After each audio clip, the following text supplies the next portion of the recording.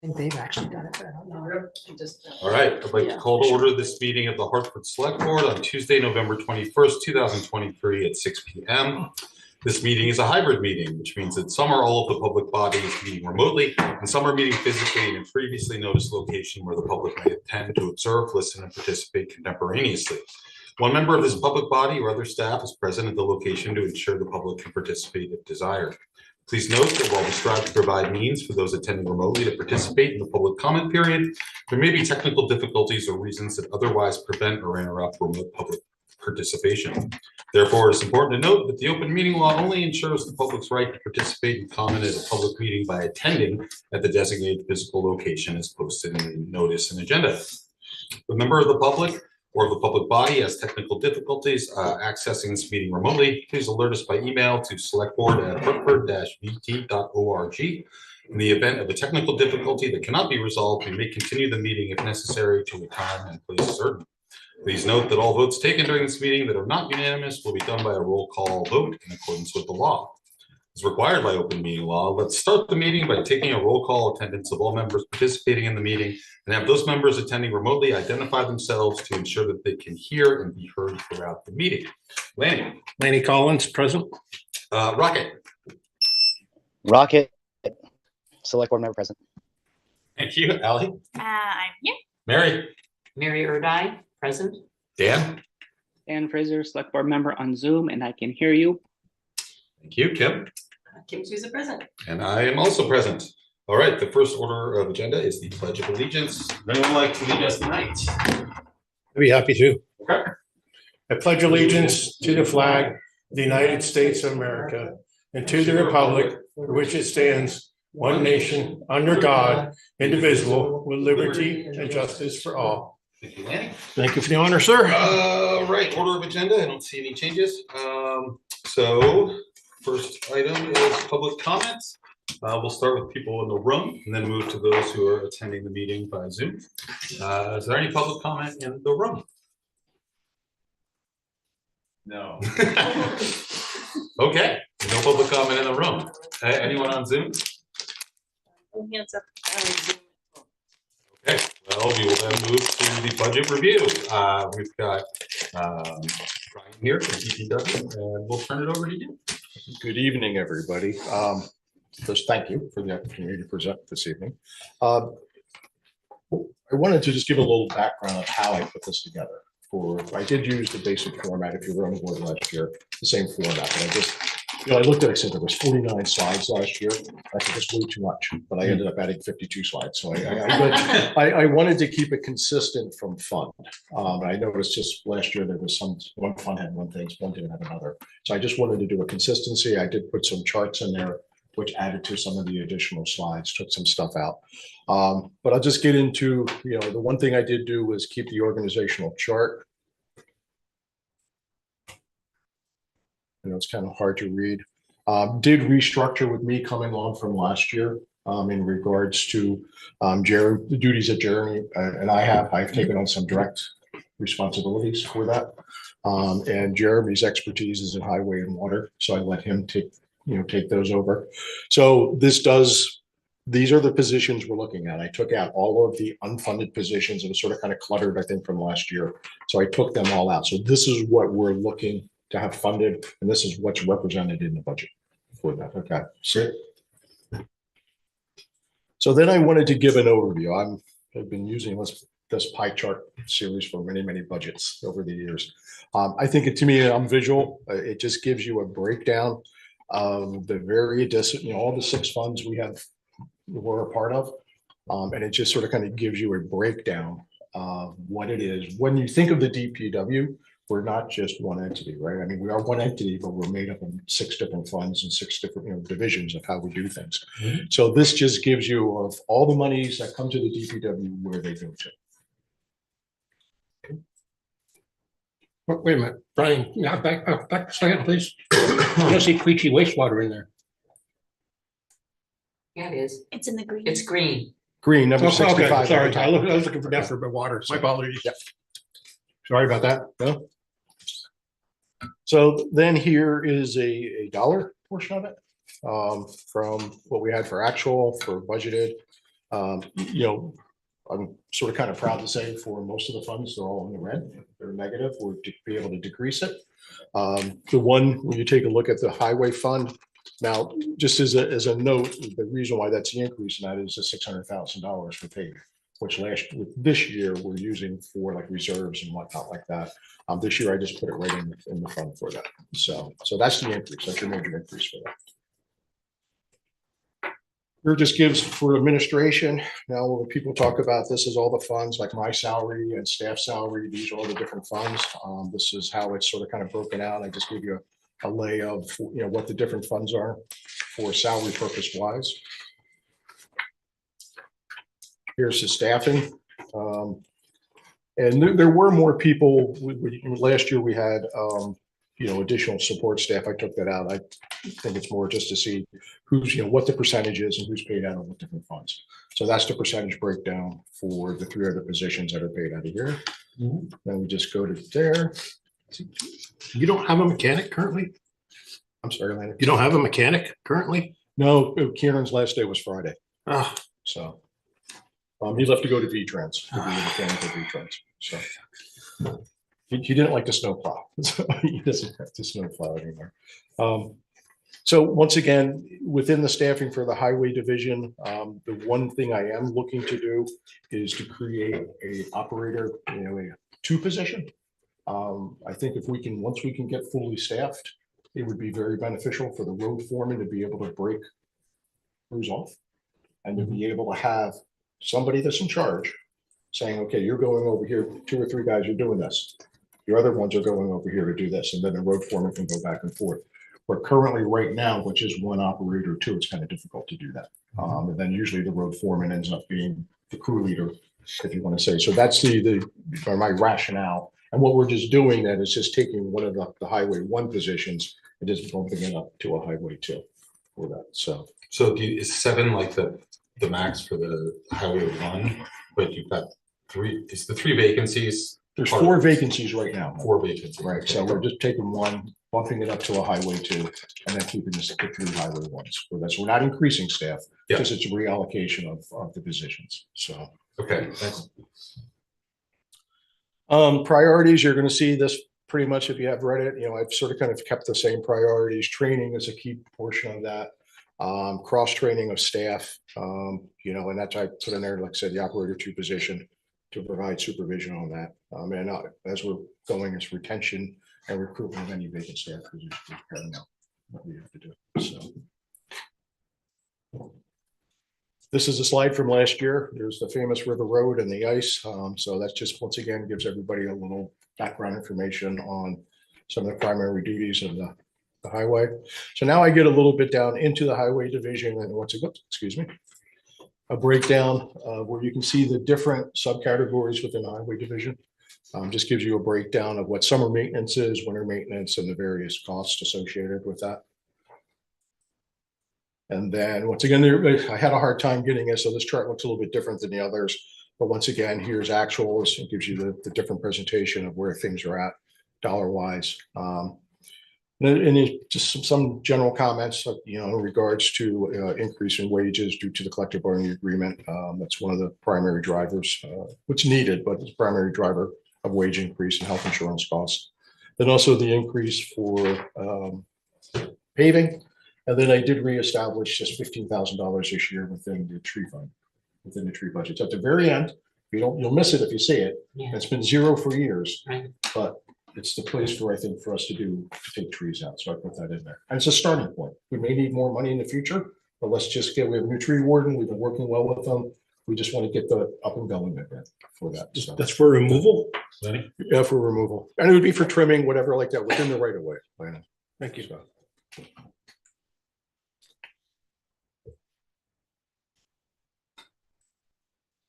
Well, you know, I followed suit. Some here, some of the high. Oops, oh, okay, I can use my scroll. Once again, here's just some of the highlights of the various different things. Nothing. I just randomly picked a few things. The one item we are taking a look at, we would like to purchase a hydraulic hose system. If you look for repairs and general maintenance, the second from the bottom. You know, a night like tonight, if we have a hydraulic hose go, the piece of equipment is down. So it would be very beneficial to have that piece of equipment. This is really like a one-time expense to get the piece of equipment that we can repair it in-house instead of sending out to Sables or somebody else to repair that hydraulic hose for us. So would be a new piece of equipment, but it's one that Jeremy and Chip have been really clamoring for. It would really help efficiency on nights like tonight. If we have a piece of equipment go down because they blew a hydraulic hose, we can get in the shop, get it fixed, and get it back out again. So. Vehicle replacement, we are looking to replace H8 and H2. Just give you a little bit of background information on it. H8 is Gene's truck. It's in, if you ever seen, it's in pretty rough shape, even though it's a 2017. Those bodies take abuse over that. And as you can see, I went out to Publix and grabbed what the repairs are. We spent quite a bit of money in it. So that is the 320,000. Plus that also does include, we have a lease payment for another truck. So that's not cumulative. That's not just for these two vehicles, but these are the two vehicles we are looking to replace, are these two right here. So, and the Chevy 1-ton, it's dead. It's like half the time we have to jump it. It's had numerous issues. We just like to get it out the door, try to get as much trade-in value as we can for it, and go from there. Brian, where do you get these trucks? The 1-ton, if they do a competitive bid, we'll have to see who bids on it. I don't know. I don't think we've purchased off a state contract. That's one of the things I've looked into when I was in Hartford, is utilizing state contracts. But I think for the most part, we'll just put out a CO bid and see what are doing. And the hard thing is now is actually finding, the dealerships that we can get it. This gets passed in March, we put in for, we may not see the truck for a year and a half. Just the way things are. So, I mean, even though we're talking 25 right now, we may not see this truck to sometime in 26 before we get it. So we have to keep this vehicle now. But we just don't want to keep putting monies into these vehicles. So, Brian, your summer maintenance question that's always come up is before your time, before the John's time, of course, many members here, we bought that 2 steel roller that you have there. How much use does that see the roller for summertime?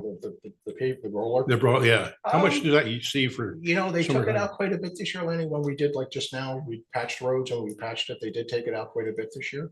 I don't think we're using on gravel roads. I don't think we're rolling any of the gravel roads once we do any grading on top of that. That was the objective of buying it, to make sure our gravel roads lasted longer. That's what we were sold on. We can look at that. I mean, getting it out there, but when we're just grading the road and you put the chloride on afterward, are they going back and rolling it? I don't remember going out for that purpose. Well, my question is, we've been presented many times on the effectiveness or lack thereof of a 2 steel roller on gravel roads for traction wise. The real roller you should have is a front wheel roller and 2 rubber tired for doing road maintenance for roads. Has that been considered being traded in to make better use of it, to maintain our roads better in the summer? Chip and Jeremy haven't brought that up to me, but we can have that discussion. Yeah, to me, I see that our gravel roads are such a cost to us in the town of Hartford, and the more we can maintain those gravel roads, the better off we are. And if that means purchasing a wheeled roller versus that piece of junk that we have, excuse me for saying that, but it's not very useful. So if you could look into that, that'd be worthwhile. I can speak to that because the roads in Thetford were horrendous, and I got the guys to get the roller out. And we had a rubber tire. Yeah, it's so much better. And it is once you, especially if you're putting fresh gravel down to get it back into the base, it does make a difference. Yeah, it's such a world of difference in maintaining roads. Yep. Thank you very much, Brian. Any questions on this highway department portion? The vehicles that's going into a reserve account, or those are coming out of the general fund? Like you're hoping to purchase them in fiscal 25? Right, this is the fund account. It's at the end. This is one. 921. Right, that's where it would come out of. So what we are looking to do is, depending on trade-in, what we can get for that. We have approximately 200 and some $1,000. Once we pay off, we have like $40,000 at least for the one other vehicle. We would like to pay cash for it, but I'll leave that up to finance. We take a look at once the prices come in, whether we do a lease like we are now with the other truck we have out there. But we've sort of put that amount in there. If things went well, we got good trade-in value, we hopefully should be able to pay cash for it. So. I'd be curious to know if there's a preference on that funding process, but and also with the paving, will the 600,000 then get transferred into reserve? So that I would like to, my personal preference would be, this is our annual paving. This is not a special project. I would like to see that we have funds put into it and not pulled out. It's very simple. If now we want to take money out of reserves to do that, we could do a transfer into as a revenue transfer in to cover that. But this is, I would like to, I think it would simplify for everybody if we just put it right out of here over time and get into that habit of having money annual appropriation. So basically $600,000 a year approximately for paving is what you'd like to see. But I guess I think I was under the impression, maybe I was wrong, that there because we were backlogged a bit and partly from pandemic, partly from interim leadership, that kind of thing, that there was $700,000 or so. Which is what is being used this year. In the fiscal 24, Yeah, and you're for confident paving. that it's gonna be expended, that goes through till June 30th, so. Correct. For the most part, Blacktop has completed the paving, so the contract that we awarded earlier this summer to Blacktop. So that we should be using that now. If there's funds, if there are funds, I think the one road we still have that we should have in 25, but was always identified was the Cucci Heartland Road, whether we can do that. So Chris will take a look at that once everything is settled, and then we'll take a look if we do have any money and can we get Blacktop in the springtime to pave to finish out this year. If not, then do we take a look at when we do the encumbrances, if say we have $50,000-$60,000 left over from this year's funds, do we carry that forward or not? But that would be a question I would do work with Gail and John on at a later time. Well, just, I guess, go ahead, because so basically, like, if I look at the, wasn't there a paving section that was added to the Public Works list of projects? Anyway, so do you have contracts that will expend that 700,000 plus for fiscal 24? I guess that's. We have a contract with Blacktop right now that should chew up a good portion of that amount of money. Yes, I don't know the exact amount off the top of my head, but the intent was when we put that contract out was to use up the funds that were allocated this year from the various sources for paving.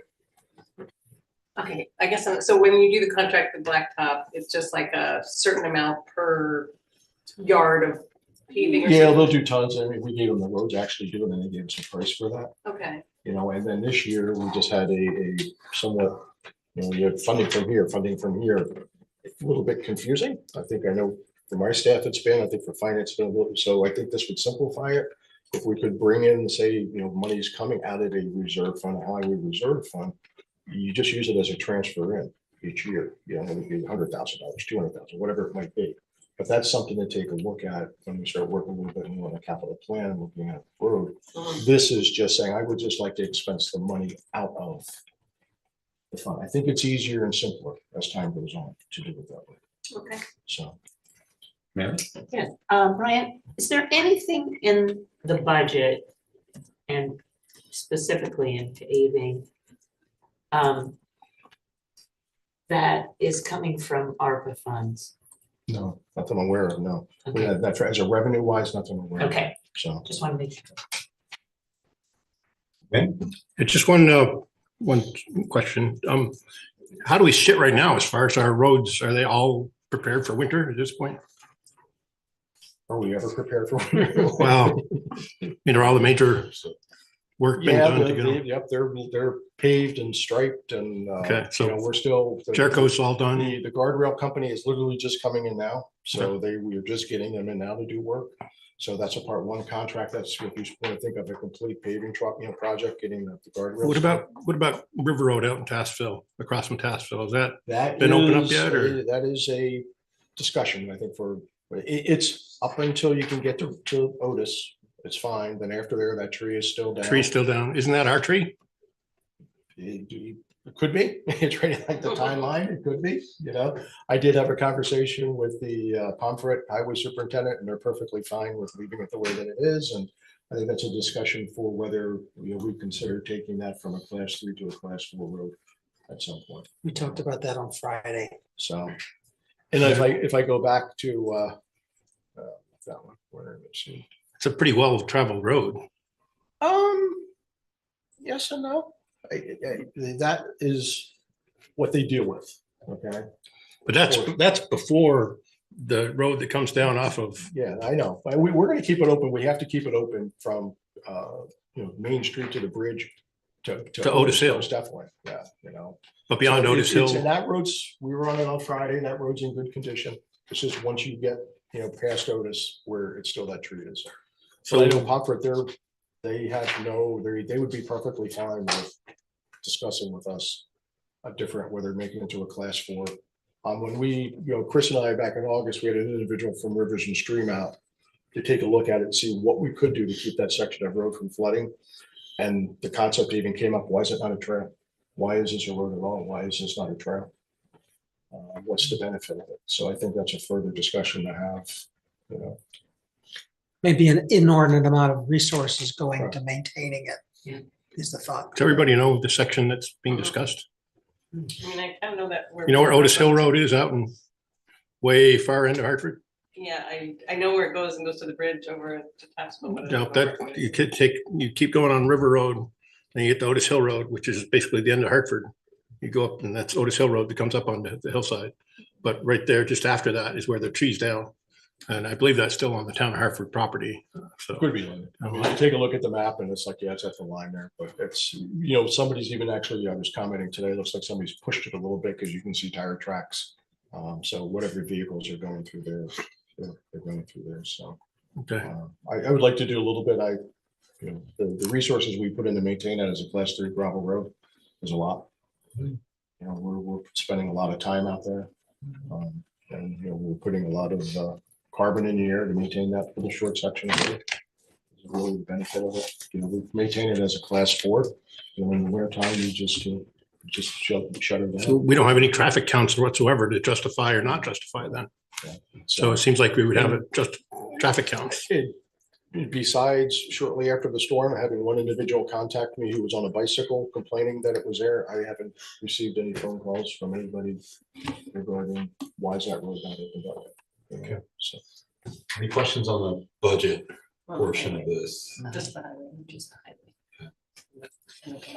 We still haven't done- Well, no, Oh, okay. not just any questions on the highway anymore. No. Okay. Go ahead, Brian. So what I've done here is I've sort of put both of these together because we do have 3 individuals that maintain both water systems.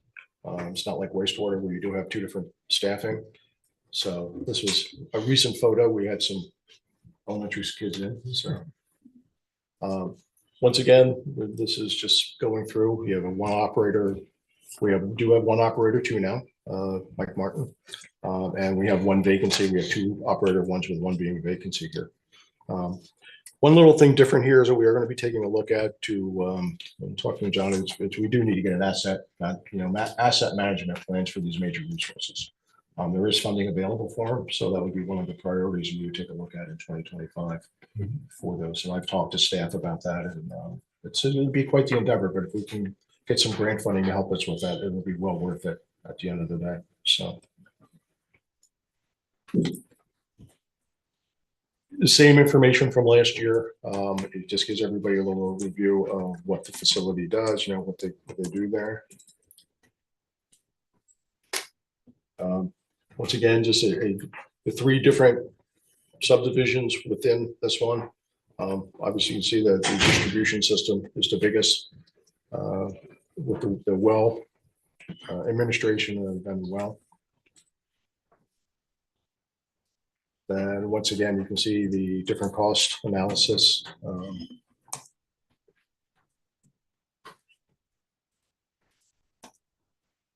Oops, I apologize for that again. So this last year we did 2 media. There was the 6 big filters in there. We did the 2 media. And I just looking at where we're at, instead of doing 2 this year, I'm just putting in for 1. This is the sand that actually filters the system. So I'm just putting in for 1 for this upcoming year. My goal with the enterprise funds was, I want to get, I don't know, switch hats here and say go to revenues. And where we're at with revenues, I wanted to make sure we had try to balance budgets as much as possible this year. So I didn't want to increase revenues just for something like this. So I'd rather take this upcoming year, we're going to take a look at how we do our revenues and whatnot. So that was the key thing and why we're not doing 2 this year, is I didn't want to include that because I didn't want to jump up the revenues again like we did this last year, just to pay for 1. So we're fine with just doing 1 this year for that. So.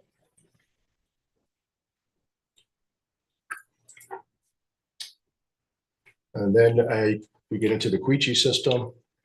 Once again, you have the same operators. So again, just distribution, well. Once again, and what's all the costs, you see a lot of the red there. I did go back and just so you know, I did a deep dive into looking at it. I definitely, Evan, him and I sat down. We went through these numbers and we really looked at what our actual costs were. So this is where we're seeing a lot of the cost savings. So, Mary? Just a quick question. About a year ago, I was talking to Evan, and he was talking about how there was such a need for, and in your previous chart there, that water meters needed badly to be updated. And so that they don't have to go around all the time and take the meetings. Is that part of that distribution that you were talking about? Well, that would be a cost. That would be a part of the distribution system. And what they are doing now is they're replacing meters. We just got a box in of radio read meters, Neptune radio read meters. So it's not like it's a specific project where we're going out and blitzing doing the whole system. So as they're replacing meters, as ones get replaced, they are putting the radio reads in. Okay. When there's, for example, a USDA loan for a big project, they often will require state-of-the-art remote read meters, just so the town can be certain that it's charging in a rational manner. Right. One of the things we've learned is that despite the fact that there are quite a lot of long timers in the DPW, not everybody has a complete handle on the rate structures in town. Right. For example, in Queechee, where you have condos, some condos have a meter in the building, which is then allocated between the 6 units. Some have meters that don't work. Some don't have meters at all. And part of this asset management approach that Brian has highlighted would help us have a kind of a comprehensive study of how of what we have in terms of water and sewer obligations, and also how we can rationalize and make fair and equitable, but also sufficient, all the utility charges around town. May I just follow up on that, because I've been asked about that by an individual in Queechee several times, and at first I thought it was a Queechee, lakes thing, but her concerns related to not being charged for the actual amount of water usage, but that there is a Flat rate that, she was a single person in a household versus a house of 4 or 5 people, and she felt that it was not an equitable charge for service. Is that what you're talking about? Yes. Yeah. I mean, it'd be amazing if that could be addressed. I've had this conversation with staff, and the recollection is that, prior, DPW directors, the reason why they added that flat fee was that the metering alone did not generate enough revenue to cover the cost. So that's why. Because it wasn't full-time residency? Or? Yeah, exactly. Because you have, people there that, come up for the summer or whatever, and, they don't feel that they should. Doesn't sound. Sometimes you'll have 3 components in a utility bill: your operations, the cost, and your fixed costs, and your debt. And metering can be tied to one or more of those components. So maybe the flat rate is combined with meters in some instances. There's lots of different situations in Right. town, and we really need to get our arms around it and have a rational explanation for anybody who calls and asks, why is it this way? And should it be changed? Right, Yeah. right. It's, you know, and we have it based on bedroom sizes and stuff. It's a confusing rate structure we have right now. So I think we could simplify it.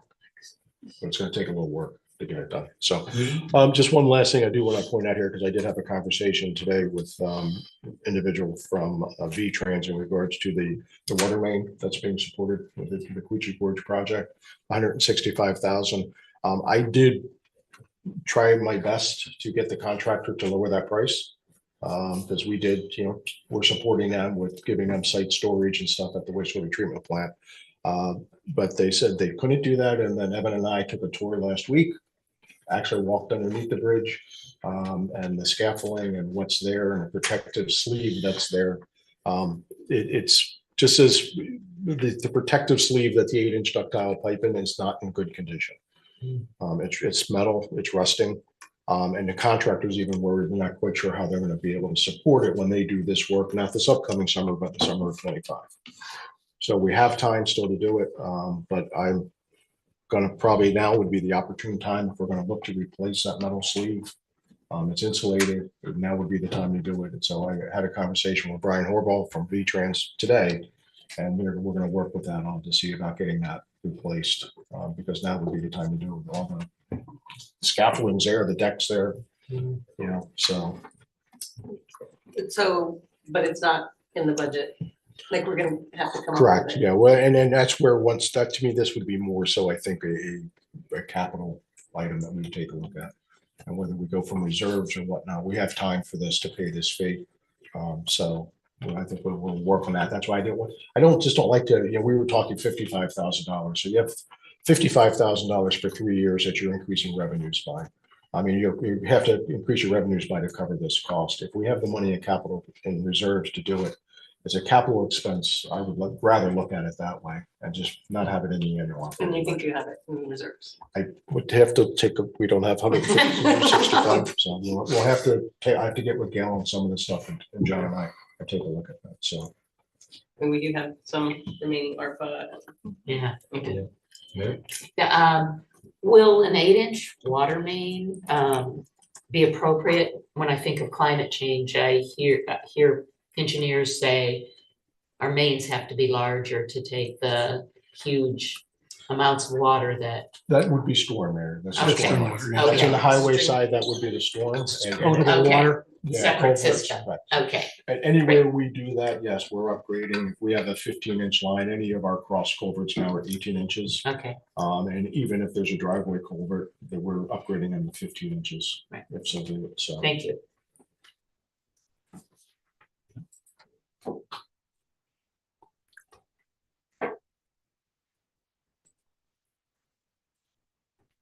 So on the wastewater? Any questions? Okay, we can go to wastewater. Once again, so this is the plant here.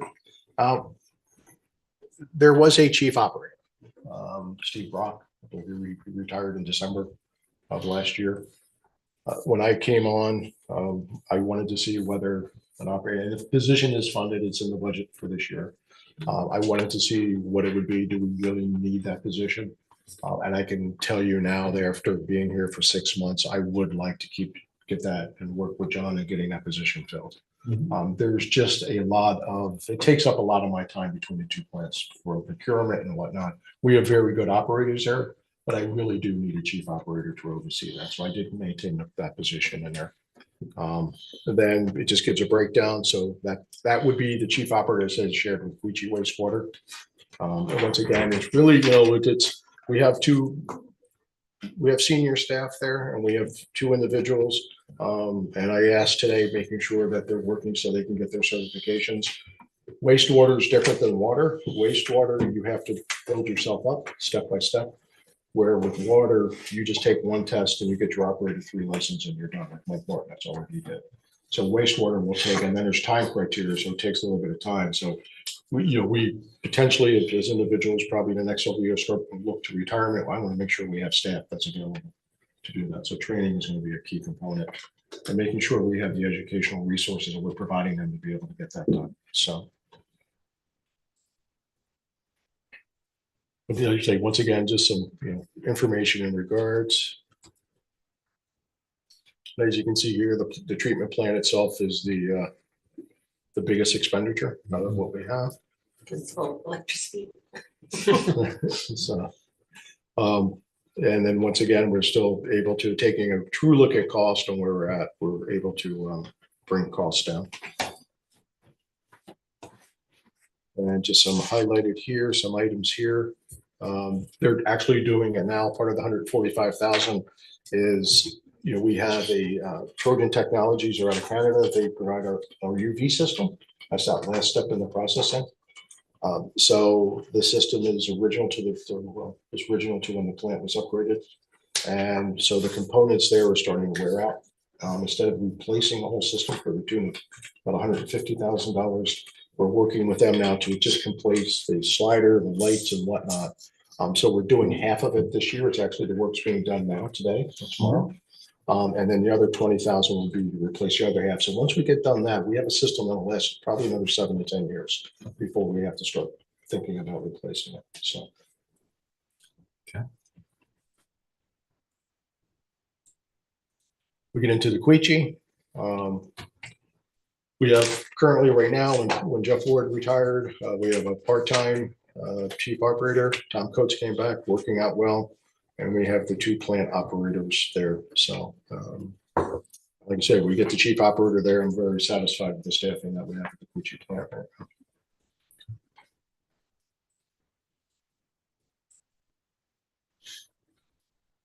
Once again, you can take a look at what he's got. Once again, looking at budgeted cost to actual, we're able to bring it down.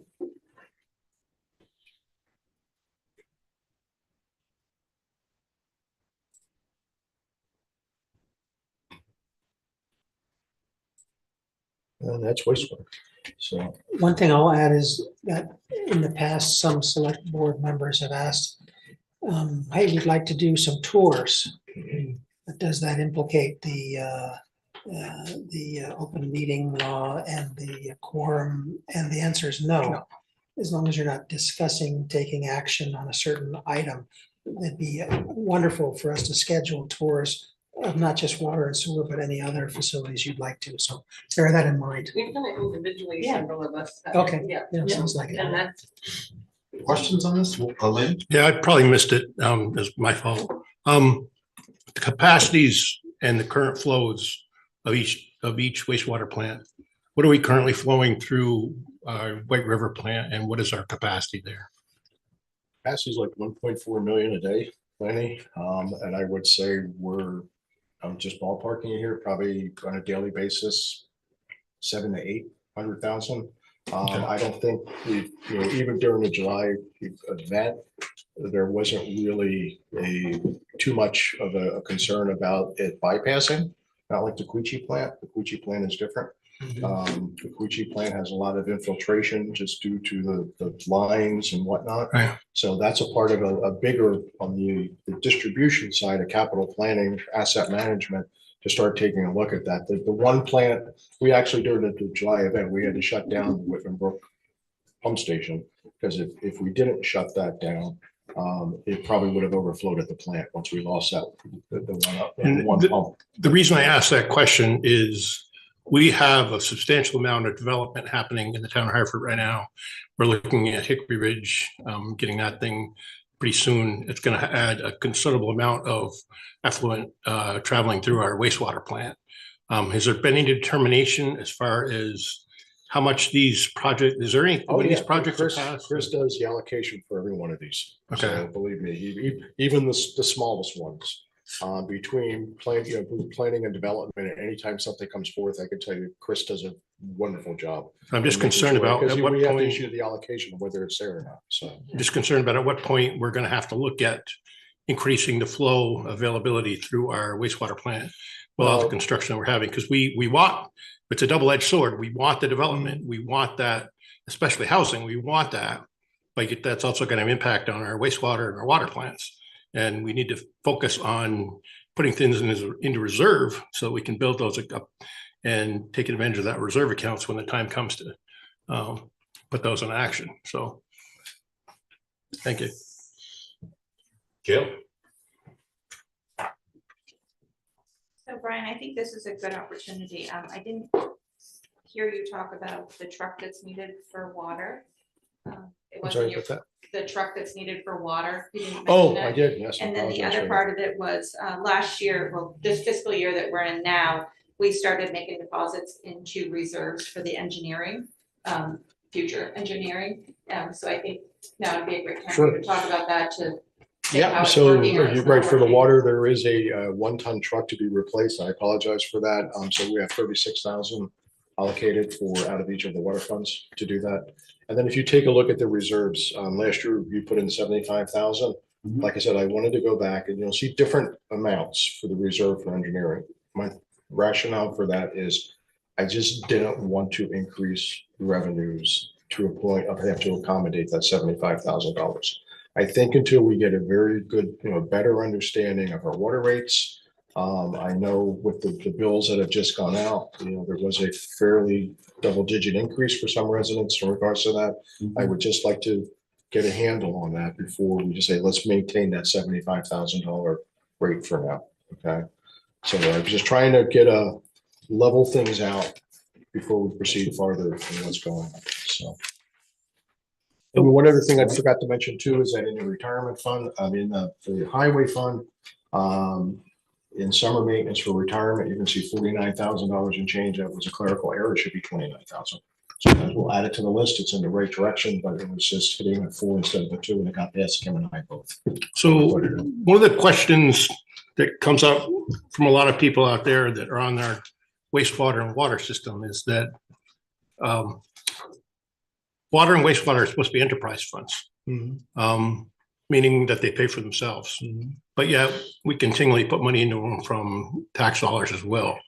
How much is it that, not from the enterprise funds, not for the four enterprise. So funds. are our enterprise funds covering all of the cost of the services for the town? That's the question I guess I have. The only other fund that has that coming in will be solid waste, which is the last Right, one that's we're another doing. issue altogether. Yeah, so. no, there's, as far as there's no So tax there are dollars. some- okay, There's no excellent. tax dollars That's a good coming in thing. for that, so. Okay, but of course, with the higher rates, that's one of the reasons why you have to have the higher rates to make them self-sufficient. Correct. And to Okay. put something aside for capital needs. Right. No, I understand. A lot of people don't understand why it is that their rates go up so much when it's supposed to be self-efficient, so. And and to me, I've been a part of water rate studies before. You want to be able to have that rational, logical answer to Yeah. somebody. And I'm not on town water or sewer, so I'm not. And I'm very Yeah, I honest don't with you, I know. can't really give it to them right now. Yeah. And I want to correct that, so.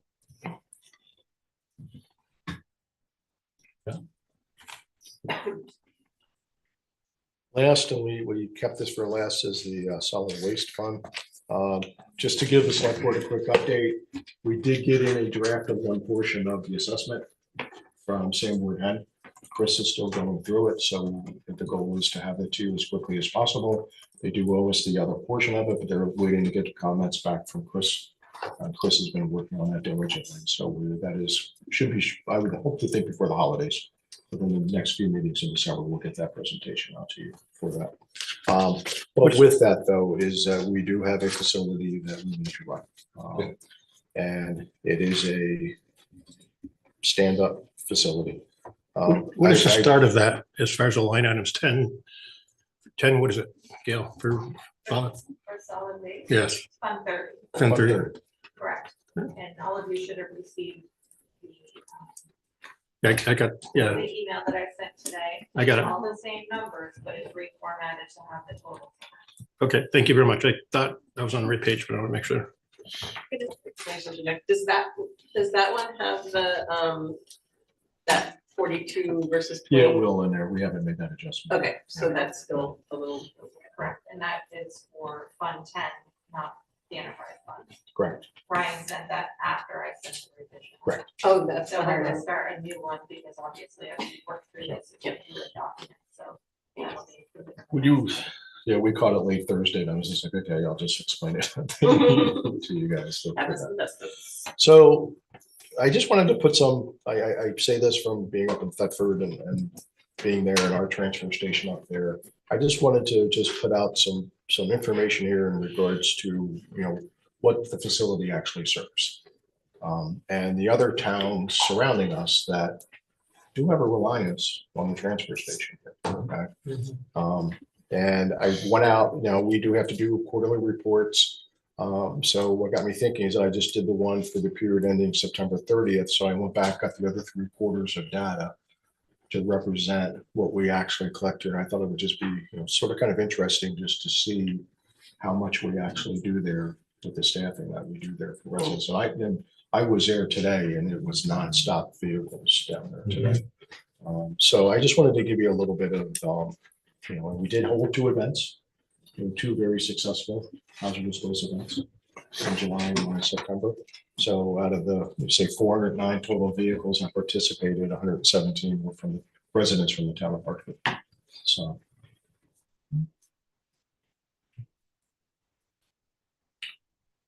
And once again, you get into the different subdivisions within it.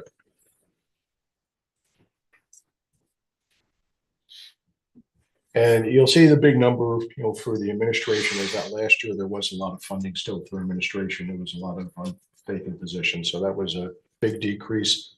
What I am going back to, I should go back to the staffing on this. I am looking to add 1 part-time position.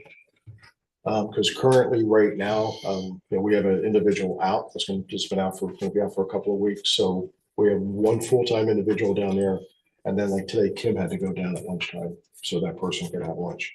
With the shortage that we have, it's just not having 2 individuals, at least somebody part-time down there to fill in for what's going there. It just, it's, they're working hard down there. The 2 individuals are really working hard down there.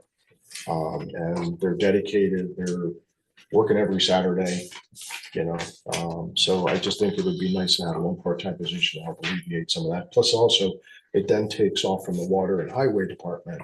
They're, you know, sending somebody down there to cover for that. So like this, like Saturday will be closed Thursday and Friday, but then Saturday we have to find somebody from either water or highway to help Tom out down there for Saturday while this individual is out. So Kim? Just on that, I had that question about the salary line in Fund 30. And I asked how many positions were funded that amount, and your response was 1 full-time employee. So is it not? well, if you go back, you have transfer station and then you have recycling center. So you have the positions funded, okay, within those two sections right there. Oh, that explains it. Thank you. Okay. Thanks. That's something, to tell you the truth, going forward, like when we do next year's budget, there's no reason why we, in my mind, why we have it broken up like that. It should just be, you know, over time, it just, people wanted to know the difference between the 2. When it was bigger, it was probably more relevant, but now today, there's no reason to have them broken up in those, you know, 1 in transfer station, you know, 1 in recycling, as well as we'll have it all into 1. So.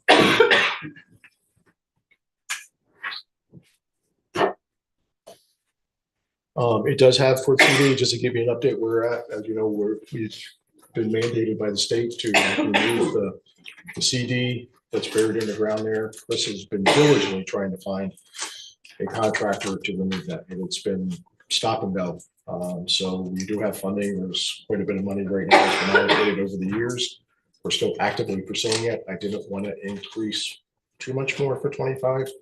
I didn't want to put a bigger burden on it.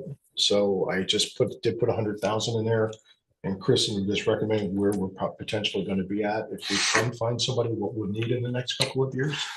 So, but we are still actively pursuing trying to find a contractor to get that material out of there. So And the, excuse me, what do we know about the Casella contract? So I had a meeting with David Allen from Casella. Was it last week or the week prior? Casella, as far as I can see, the last contract I can see that we did was a 2017 contract. And we've just sort of kind of been going off on a year by year.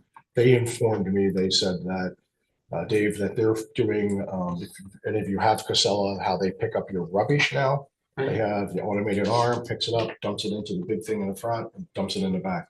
They are doing a fleet modernization, and they are doing the same thing for recycling. And they're looking, they have, as of right now, they really don't have an interest in just keep continuing year by year contracts for that. So we're gonna have to work diligently. I asked him for data, how many routes, how many people actually do they pick up for the curbside recycling? And they were gonna send literally somebody out with a clicker to do it for us, so we can get some actual data to how many people are actually utilizing it in the town. I know I take advantage of it, but I don't know how many people really even know that. You know, when I bought my place, the realtor never told me anything about it until I figured I needed to get rubbish taken away. And I talked to Zell, and I still don't think they told me that the recycling was free. They just said it'd be $5 a month for the tote. So that's one of the questions we have to come up with. What do we, you know, if they go to the totes like that, you're not going to be able to put out your bin. You know, I have some my neighbors, they still put it out in cardboard boxes or paper bags or whatever. They're going to want to go to automated. So we're going to have to work on that this winter too to figure out. They did say they would probably give us an extension through the end of the summer for us to work on, whether we put an RFP out or do something like that, but it's going to be The end of summer 24. Yeah. Okay, and we'll get. And they couldn't give me a price, so I just said, okay, I'm going to put a placeholder of we're about 250 this year, 275, just to go from there. So I don't think it's good. Can I just ask one more? Sorry. Yeah. Will the assessment that's being done is just on the transfer station, right? Is it not correct. on the solid waste Well, it's the department? whole. They're looking at the whole facility down there. Right, but they're not looking at things like this, like No. alternatives. Well, I think that's a part of the feasibility study, the plan they're supposed to be looking at. I don't know if they were going to look at the curbside. I think more so it's just looking at the business model for how do we come up with a plan down there to make it that it is more self-sufficient type of facility down there. So I wasn't part and parcel with what the RFP was that went out for it and what they were actually tasked for to do, but I know there's two components for it. There's actual, what we got now is a physical component, the condition of the buildings, you know, where's the wells and what's the structures are, which it's came in, they're not in that bad a shape, you know, not as bad as most people thought they would come back. So then the market feasibility study is the second component that they need to work on. And they promised me 2 weeks ago they'd have it both done, but we just got the one in and now the comments back on what we think of that. Chris is working on that, so. Will you keep us posted on the Casella situation? Sure. Because I feel like most that definitely. could come, Yeah. that could be a. As soon as I get data back out, he told me give him a couple of weeks. He said after, you know, Thanksgiving. So they needed to get a route driver out and actually do the clicking and seeing how many people they actually do. It'd be interesting to see how many people really do take advantage of the curbside recycling. So. Any other questions on this? Lanny? Yeah. The problem that I see with Casella is that they're so big. And I see other, even local companies that deal with trash removal and recycling. I just hate to see us moving forward whole hog with Casella, because we're going to end up basically putting people out of business in the town of Hartford. And I hate to see us go in that approach. I think that was a very active discussion more around trash pickup when there was a Yeah. proposal to go not just recycling, but also look at a contract with Casella for trash as well. I just see it coming though, because coming down the road, and if there's a way we can like, I mean, I would love to see the smaller haulers co-op together, because I don't think any of them could handle the job on their own, but if they wanted to form a coalition and do it, I think that would be really cool. And I mean, you've got to have that facility, like the Rutland facility. The bottom line is until you have that facility for the recycling to actually sort the material, do the zero sort. Your smaller dealers probably are taking it to Casella anyway if they pick up recycling. So. no, I just, we, and you're right, we did have this discussion, but I mean, I see it coming down the road here, which Casella not wanting to go with just a, a short-term plan. And we, we're gonna have to address that at some point in time. And just want to be careful about that. Well, yeah, I think that had more to do with trash than recycling, though. Well, I know, but still it's, when it comes around, so. Yeah, but in the same context, so we don't want to be, I asked him, I said, so what are you talking about, with your fleet modernization? They're depreciating the vehicles at least over 5 years, so they want to look for a 5-year contract. I'm not, maybe that's not feasible. So maybe we might end up with a smaller vendor if we don't want to go with that. Just, we shouldn't be in the business just to help them pay off their truck. It's a $500,000 truck. So Right.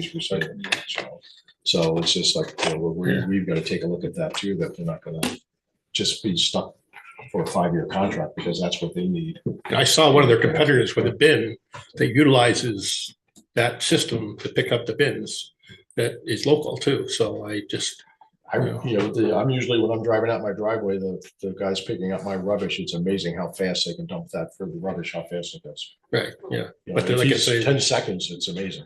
there's other locals that have that same capacity nowadays. Joe Major?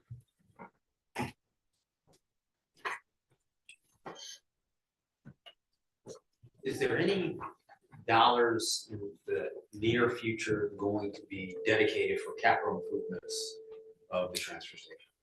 There are significant machinery in disrepair, or going to be soon in disrepair at the transfer station. There's also massive cleanup that needs to be done that hasn't been dedicated. No money has been dedicated towards that as well. This is going to be a problem very short for this community. 2014, a study was done, and that was kicked down. That can was kicked down the road.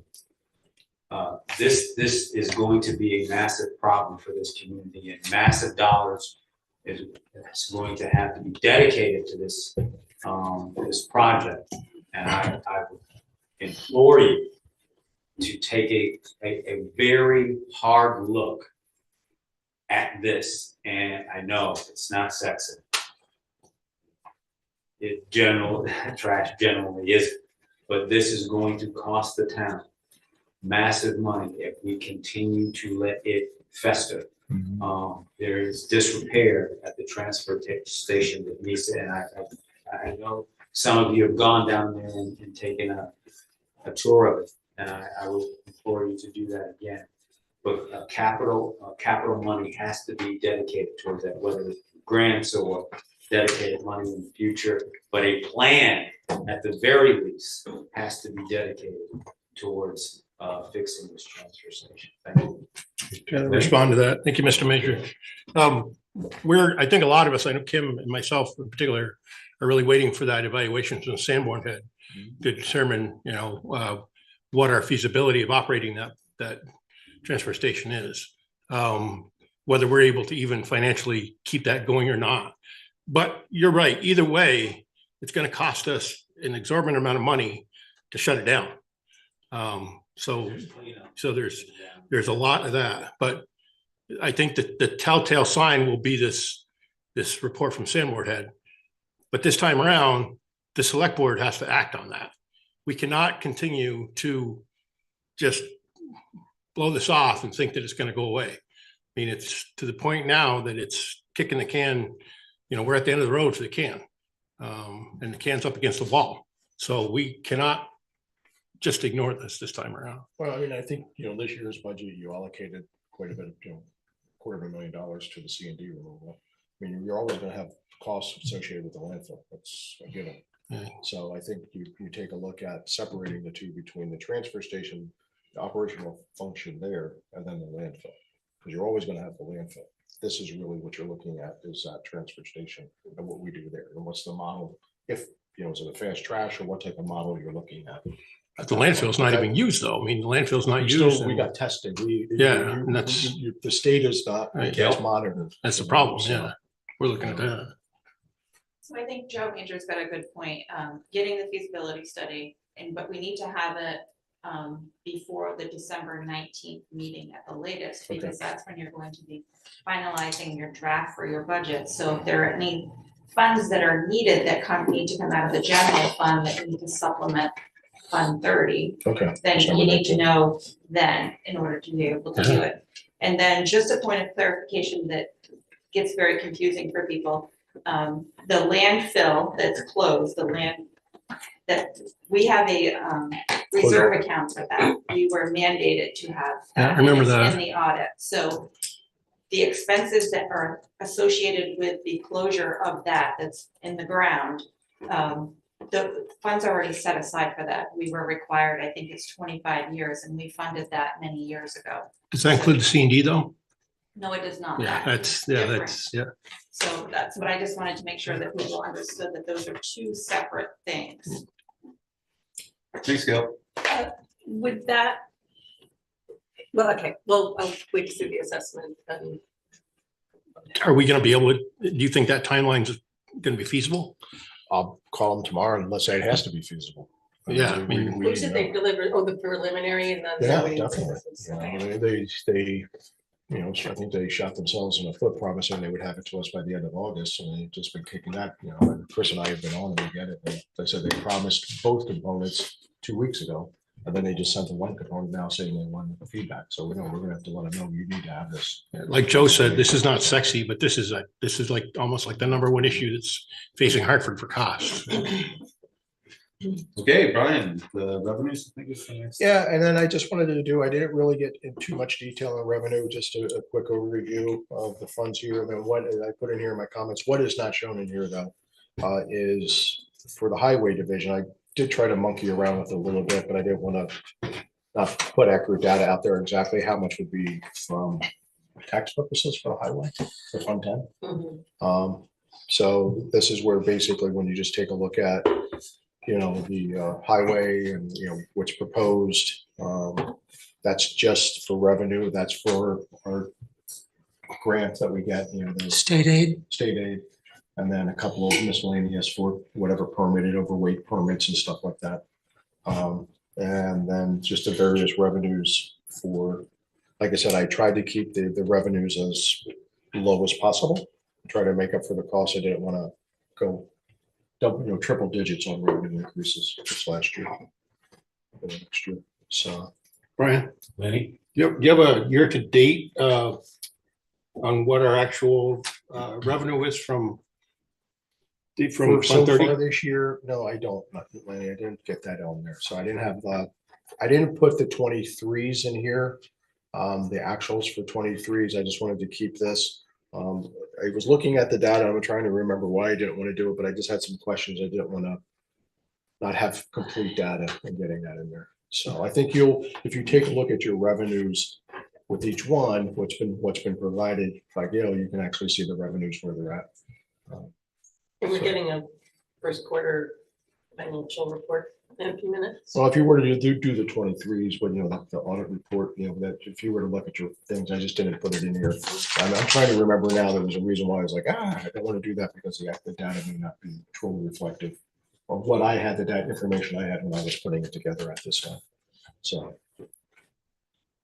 And then last but not least, I know there was in regards to the schedule for proposed wages. So this is a breakdown of where we're at in regards to the various, like you can see here now, Kim, you can see the difference between the Fund 30, where you have recycling center and the transfer station. Yeah. Okay, Sorry. and then administration. Now, administration, when you take a look at that, that's part of my salary. John's, Gail's. So you can see where each one, where you see administration, that's a part of who that's paying for. Jeremy's in there, Kim's in there, and we have varying percentage points. Outside of my department, like you say, the three positions as I put up at the very beginning, town manager, finance director, and environmental sustainability coordinator is all at 6% from there. So, but I just thought this is, one of the things that you can just take a look at. It sort of kind of puts it in a one-stop shop for you, so you can take a look at it from there. So that's it. Thanks, Brian. Any further questions? 52 pages. Congratulations. I like to think that, we put together a balanced budget that'll meet our operational needs. We're able to cut costs with that, and move forward and start to build from there. So, I appreciate you having needs instead of wants. correct. So, I have to say, this doesn't include capital planning, as we think that we've got capital projects that are out there, but I think that's a different venue we want to get into, taking a look at capital projects and going through it. So, Those will be some bigger numbers. All right, well, thank you, Brian. Gail? Right, Brian, when you mentioned that, you didn't have any projects when we did the CIP, so I just not wanna make new, sure- yeah, not new, Correct. right, So I not just new, want to make sure right. that, Yeah, not new. But as we know, we have many projects out there on the CIP plan that still need to be done. Correct. So, All right, thank you very much. all right. All right, so we're gonna move on to the enterprise funds. No. Nope. Town manager. Oh, town manager. That's Yeah. right. Town manager, John. I'm gonna see if I can bring mine up, share my screen.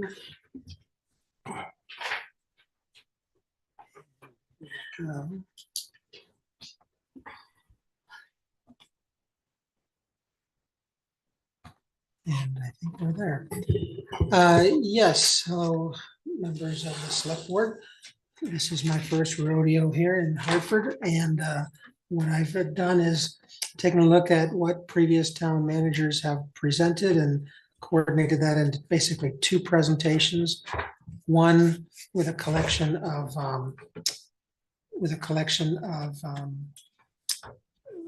budgets within my purview, or at least that it might be orphans that needed an advocate. And so they're in my list here in this first presentation. The second presentation will have more to do with appropriations and special appropriations. And we'll figure those out as we go. So first, let's see if I can find our screen sharing.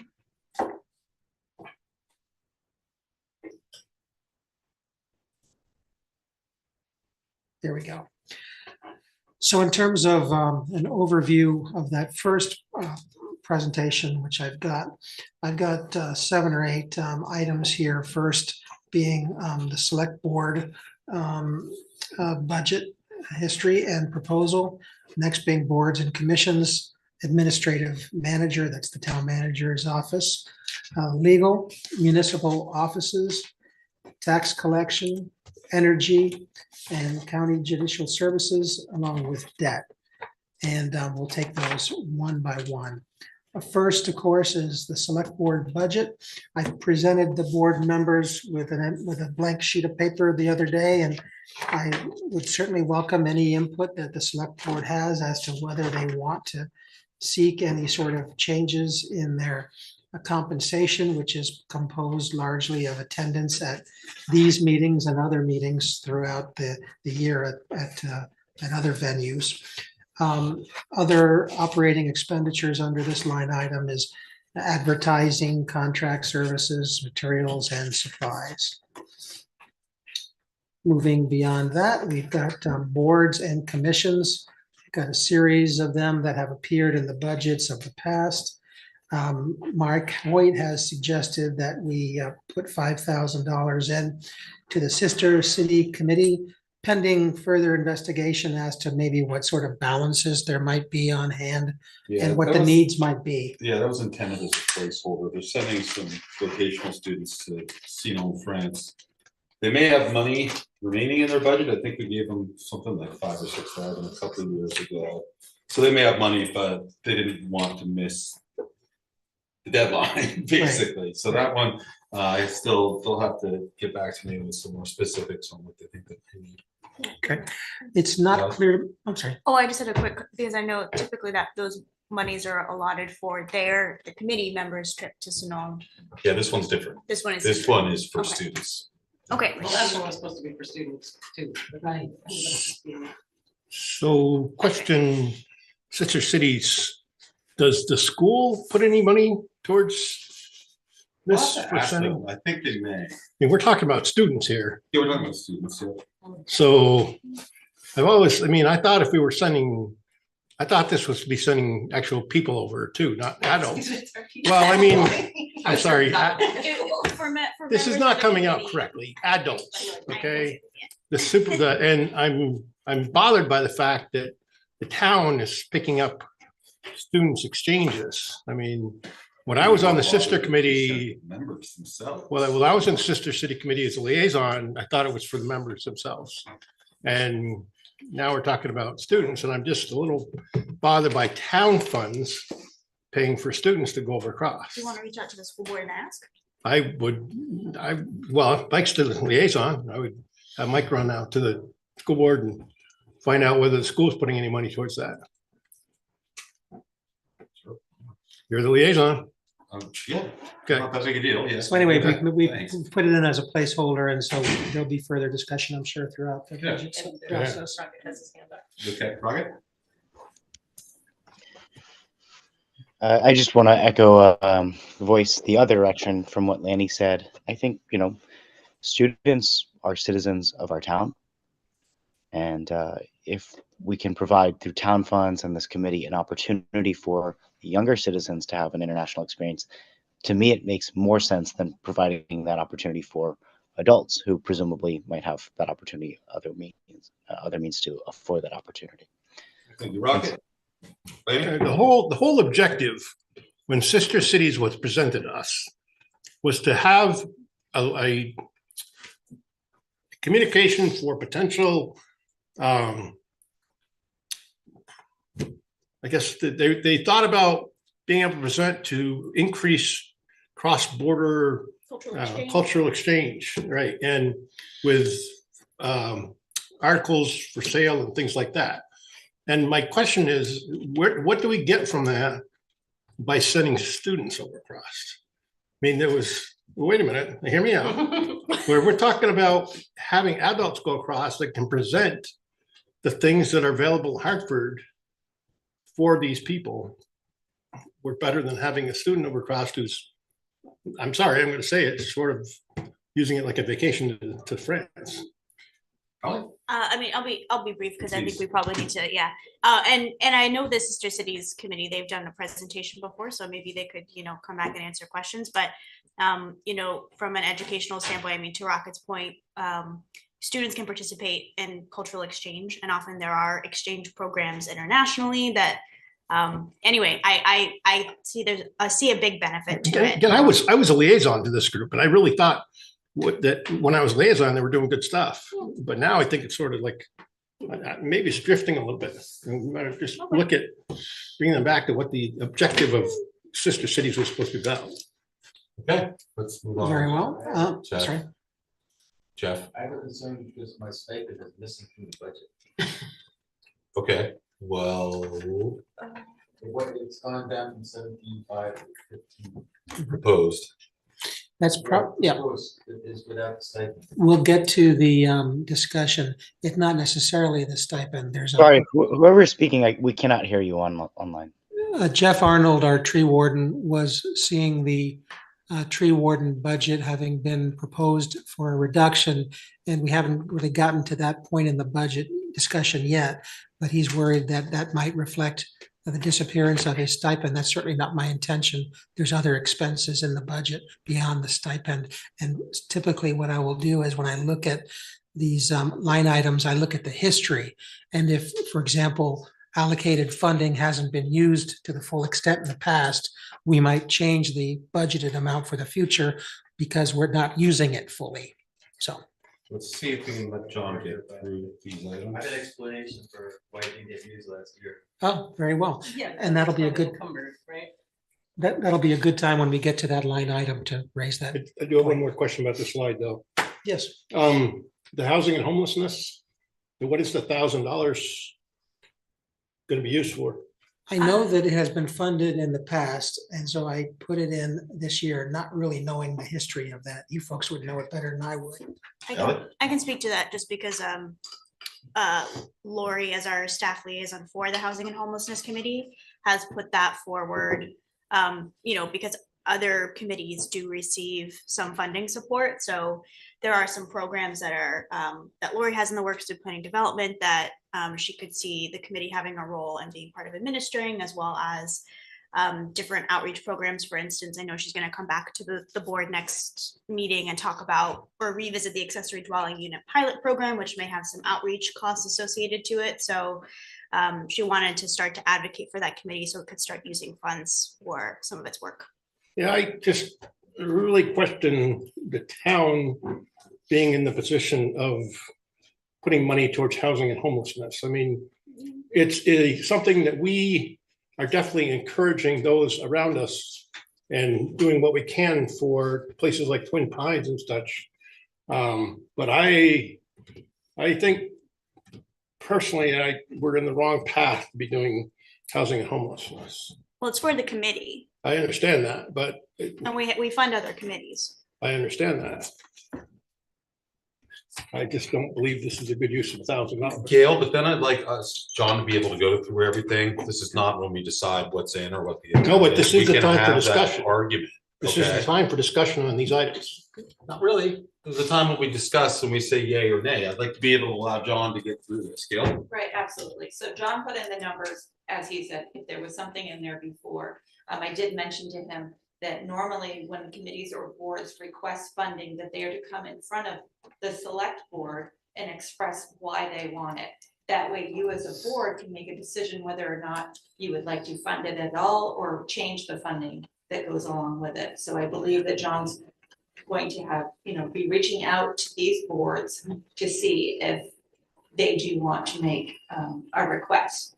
It's not appropriate for a board member who's sitting on the select board, who is a liaison, to ask for the request. It should be the board or the committee, one of their members, to make the request. We've never had a board liaison make the request. That is how all our other social service agencies do it, correct? They make a request to the town. Well, for social, correct. But Yes. board members, select board members are not on every single one of the appropriation entities that are requesting it. Thank you. So yes, I follow up on Gail. I did reach out, maybe somewhat belatedly at the end of last week, asking the boards and commissions to try to have a representative here tonight to speak to their particular needs. And some of them are here, for example, the tree warden, and some I think might be available remotely. But to move on to answer, again, Mr. Arnold's question, what we saw in terms of actual expenditures, Jeff, back in 2023 was $4,011.50. The current figure of $15,000 is based on several elements.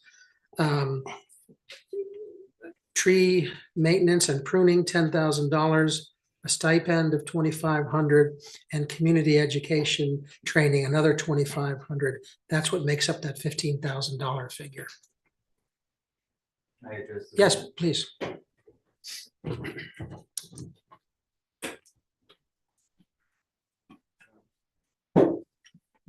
Last year, we had a tree warden who was basically inactive most of the year, and so almost the entire amount of money that was supposed to have been expended didn't get expended, and it can easily be expended. 15,000 is nothing compared to what's necessary. Chip Haley told me he could spend $50,000 on tree removals in one summer. So it was just, now I'm taking control of the tree warden, and I'm going to make sure that all all these trees, they took me around the other day at DPW and showed me a bunch of trees. It's very expensive to remove trees, and ash trees, as you know, are dying, and we have like 1,000 ash trees on our 125 miles of roads. And, you know, at $800 a tree, can definitely spend $15,000. It's just that we didn't have anybody who was doing the work. And I promise you that I will do the work. In fact, I will raise money beyond the 15,000, because there's a ARPA money of like $1 million coming through the governor's office in the spring that can even be used on private properties. And there's another bunch of money with the January 5th deadline. So I can easily raise the money to make this work out. So 17,500 was budgeted last year. I'd be happy to restore that full amount if that's the board's, preference, but for now, that's what I budgeted based on those inputs. Jeff, were you aware that the Public Works Director just presented his budget and he talked about a new line? 15,000. The 15,000, okay, I just want to make sure you were. He has 15,000, and also Scott has got like 30,000 for beautification, which I think you're way behind in downtown, right? Doesn't have to be Heard just about that? downtown. Well, there is Oh. some specific, I think Lori has some revitalization specific to downtown, but I think Scott's Right. ones are townwide. But to keep up with all the ash trees that are dying, it's going to be easy to spend that money. Lenny? Actually, a question for Gail. Gail, do you know how much was encumbered for funds for this? Okay, that's what I. $13,500 was encumbered. Well, So we're basically the whole budget. gonna get the number from Gail. Yeah, but Our finance director will have an accurate number. Thank you, Gail. $1,348. Thanks, Jeff. Okay. I don't know if you wanted to wait for Gail or we can just proceed with that. 13,488.50. Is encumbered for tree warden? Correct. So we get- Nothing was done. Right, no, He so, didn't even open up his email. so if we add 15,000 to that, then you're gonna No, but I've have, already got this 13,000. I said, okay, we have encumbered money that needs to be spent right away. And I went around with Chip and we looked at these places where, so basically that money is going to be spent immediately. great, And the other 15 will be spent throughout the spring. all right, That's then the I'd plan. be in favor of that, bumping it up then. I'm sorry, I'm confused though. So the amount that's listed up here, we have that amount, plus you have the money from DPW, which is 15,000, and then you have another 13,000 that was encumbered, so. I don't know that the DPW money is going to the tree warden, though. They've got their own tree removal plan, right? Same purpose though. Same purpose. This Same one, trees. Like Chip said, you can spend 50,000 in the summer. Right. You know, if money was available. They didn't have any money in their budget for tree removal at all Mhm. until this 15K was asked for. Right, right. So I'm confused about this in one way. When we're looking at this from Jeff's standpoint, I think Jeff is looking at this from a standpoint of administration of what a tree warden should be doing. His duties is pointing out the trees. And then B, the actual removal of the trees. So that's, I think, where the confusion comes in, because of course, the largest dollar amount is going to be in the removal of the trees. But because we have that through three separate budgets, that's where the rub comes into this is that trees within the DPWs strictly for removal, or is that for removal and replacement? Or is that, that'd be better to understand what that actual. I think DPW has in mind simply removal of dangerous trees in the town's right of way. Things that could threaten infrastructure, for example. So or where does the traffic. where does the DPWs or the highway department's level of, say, tree maintenance leave off and the tree wardens take over? I think the answer is they work closely together, like you and Jeremy have worked together recently, right? Right, so we're gonna liaise. So if there's probably for replacement of trees, probably most of that will come out of my budget, and pruning of trees. I think the bulk of their 15K that they're asking for is going to be a removal of dead trees. And I can understand where there's some misunderstanding. Oh, sure, I because the way get it's- it. And I Because it's laid appreciate out. the input. Yeah. Yeah. So, 'cause I don't know if there's a way to sugar that out better, but, okay, thank you. I guess my question for you, Jeff, would be knowing that there's encumbered funds that are already gonna be used, and again, we're talking here fiscal year 2025. It sounds like there's maybe some Parks and Rec, some overlap with Public Works, like if we were to say fiscal year 2025 at this $15,000 amount, would that feel sufficient with the other things factored in? From your experience and what you're doing? Well, 15,000, originally the 15 was just for the, tree maintenance, removal and planting. Mhm. And there was $2,500 on top of that as a stipend. Yes, and in the Okay. budget notes, you'll see that part of the 15,000 that we've budgeted includes a stipend of $2,500. Okay. So that's not in doubt. The stipend is not in doubt, Well, then how come there's 2,500 less? because I reduced the overall amount to 15,000 because you only used 4,000 last year, or the tree warden only used 4,000 last year. It sounded like if that was a trajectory to continue, then it would be foolish to have 17,500. Let's reduce the amount. But you've made it clear that you're the new sheriff in town and you've got a lot more plans to be more active, and that's great. And that's why I'm saying whether it's 15,000 combined with your other money, or if you'd like to bump it up to the 17,500 budgeted last year, that's fine with me. Yeah, Jeff, That's don't really a beat up on select board John. decision. Remember, he doesn't have the history, Right, so that's don't right. beat up on him too bad. So, No, but, yeah, well, I just like to advocate to go back to the same and make it work that way. I'd be fine for that. I mean, I'd be fine for there's a need for three costs. I just got to support John in that, he's taking another chin here and he's. Oh, no, I he's not don't feel, responsible for I don't doing feel it. that I am at all. So I appreciate that, and I'm certainly open to increasing that to what was budgeted last year, now that I know the fuller story. I appreciate that. Yeah, I'll make it work. We have consensus on the board to increase it I'm fine with that. to 17,500.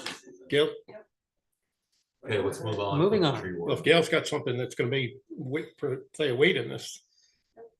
Weigh in, yeah. Okay, we're moving on. Okay. Gail doesn't want to weigh in, but she All right, can. then Okay, bye. Okay, Thank you. yes. Please, thank you for your time. Get over to Jersey Mike's right away. Number 13, H. Corey, in the past, there looks like there had been some discussion of funding them. I didn't see that in the most recent figures. Yes. Okay. Very good. So I'm definitely moving on. Okay, now the town manager has several lines under his budget that includes both the 70% of the salary of the town manager, the other 30% being scattered in enterprise funds. That same breakdown is true of the environmental sustainability coordinator. He has his budget or salary scattered between general fund and several enterprise funds. The executive assistant, HR director, their salary is listed there. And the administrative assistant, Lana, is budgeted 65% in the town manager's office and 35% in delinquent taxes. We have a couple of contracted services within that budget. One is a paving space that we rent from the Briggs Triangle lot. And the other is a railroad right-of-way crossing rent that is paid every year. I'm sorry, go ahead. yeah, hate to talk about it because people in the room here, but the administrative assistant salary is so low. Considering what our administrative assistant does. And again, I hate to talk about this because she's here, but she does a lot of work for $37,000 a year. That's 65%. That's 65% of her wages. Yeah, I know, but still, we're talking peanuts compared to other town employees for the amount of work that are, you know how much she does. You're in that office. I didn't do any analysis. I simply added the cost of living and the step increase to all the folks across the board. Well, when I look at our disparities between our HR director and our administrative assistant, it's staggering. I mean, staggering amount of money difference there. Different roles. I understand that, but we're talking about an HR director with, I'm going to use titles, administrator, I mean, HR director, executive assistant, town manager, who doesn't have the education, but she has the work experience. Okay, but yet we're looking at an administrative assistant that's looking at $37,000, 65% of that. And I have a hard time correlating the two, especially considering the amount of money that our administrative assistant, the amount of work that our administrative assistant does. So what I reserved from saying earlier, I will say now because we're talking about this. I want to remind all of you that we're having a discussion. You're not making changes. So this is the opportunity to ask the individual who's putting the budget presentation together. So when we come back together for your wrap-up sessions, that's when you're going to come with your recommended changes that you can present to your other board members. The only revisions that will be made through this process would be as we identify errors, whether it's a typo, a typo error or whatever. So, and we need to make sure that we remember that we're only, if we're speaking about positions, that we're speaking about the position title and not using individuals' names. That's why I'm trying to be careful about that. So if you have items that you would like for John to follow up on, then you would say, John, please follow up on this particular item. I would like to see administrative assistant, see if we can gain some more salary there from somewhere. That is, I'm sorry, that's ridiculous. Just one follow-up on the, was that position, was there some increase during the compensation study? Okay, thank you. It's no wonder to me that we have employees in the town of Hartford that have to work second jobs. You're basically addressing someone who played no role in that I understand compensation that. study and the No, I understand the that. changes that were made. Again, you're just the guy there. So yeah. But I would personally like to see a little more money in the budget for the hard work that our administrative system does. I hear you. On your list, Lanny. Okay. On the list, and we'll talk about it during the wrap-up session. Thank you, Gail.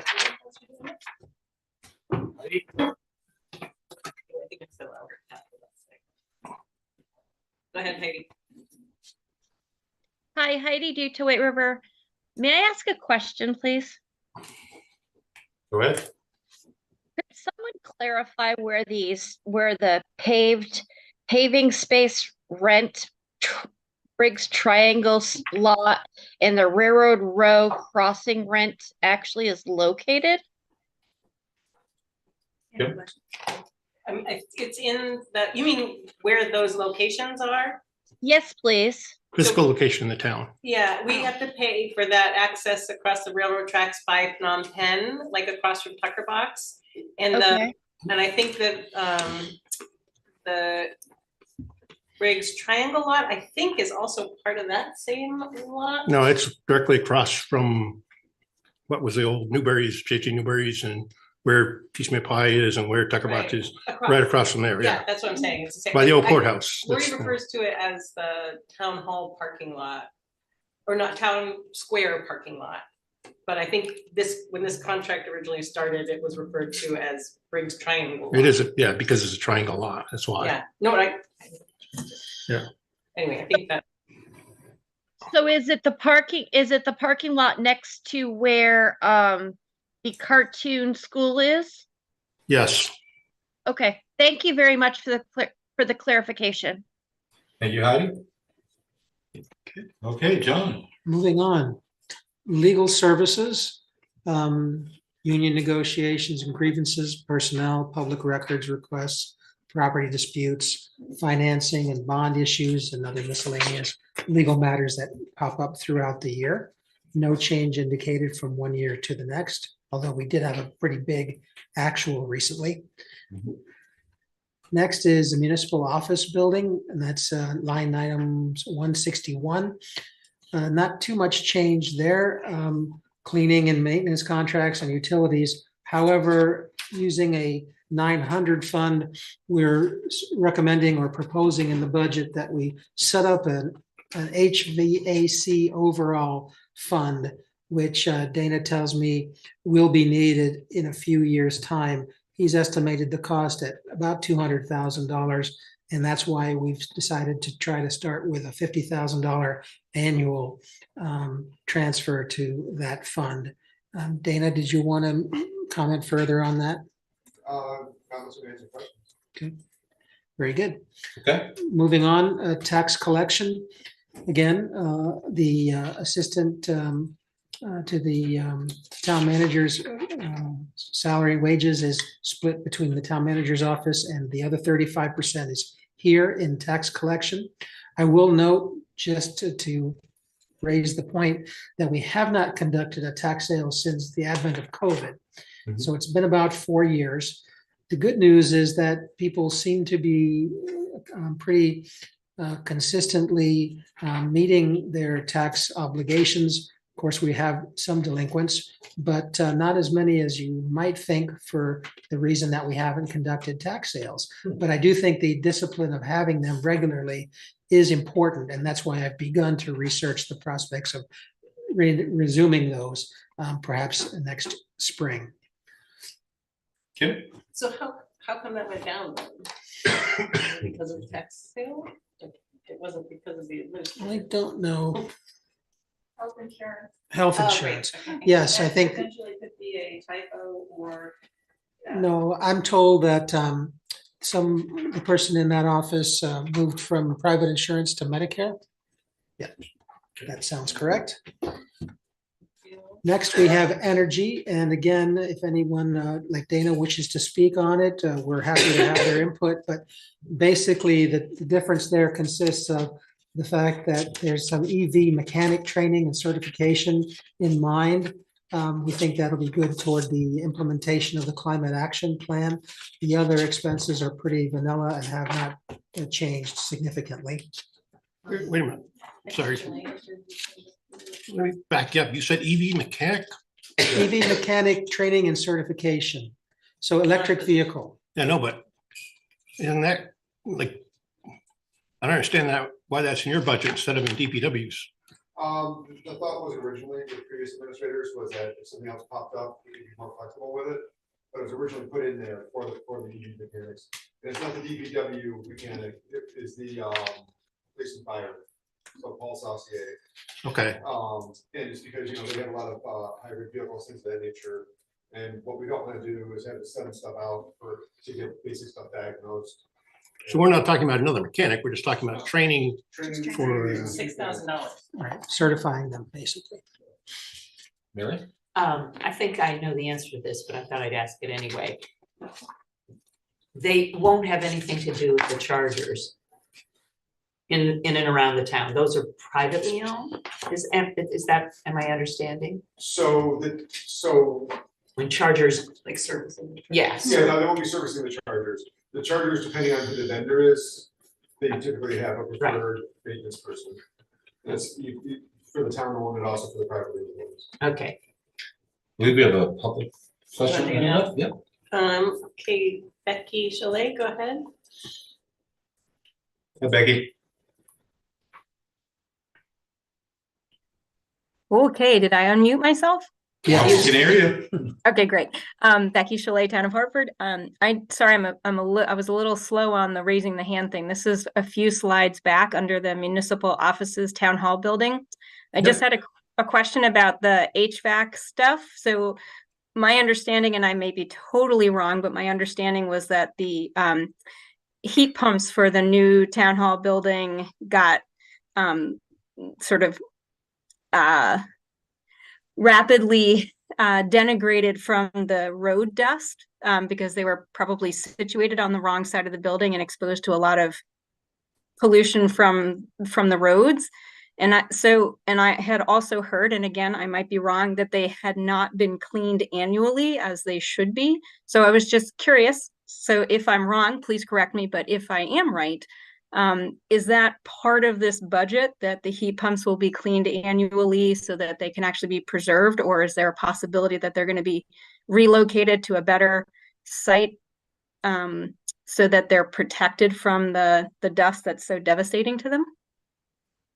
Dana, do you have an answer? You can go to the picture mic.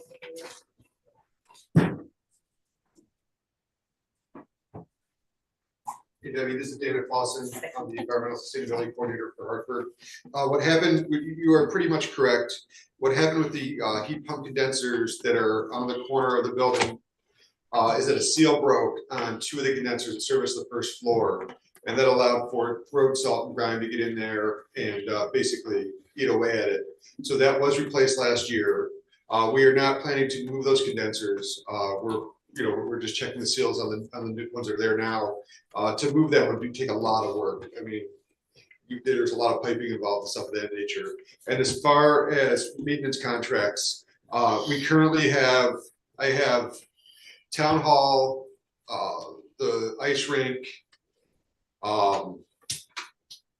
Lake Mountain now. And the 2 wastewater facilities are all under proactive maintenance contracts, so they get checked on and cleaned up twice a year through Alliance Mechanical. And then we have the Bugby Senior Center is currently going through ARC. And then I've been talking to Chief Sheldon about putting the police fire station under a proactive maintenance contract as well.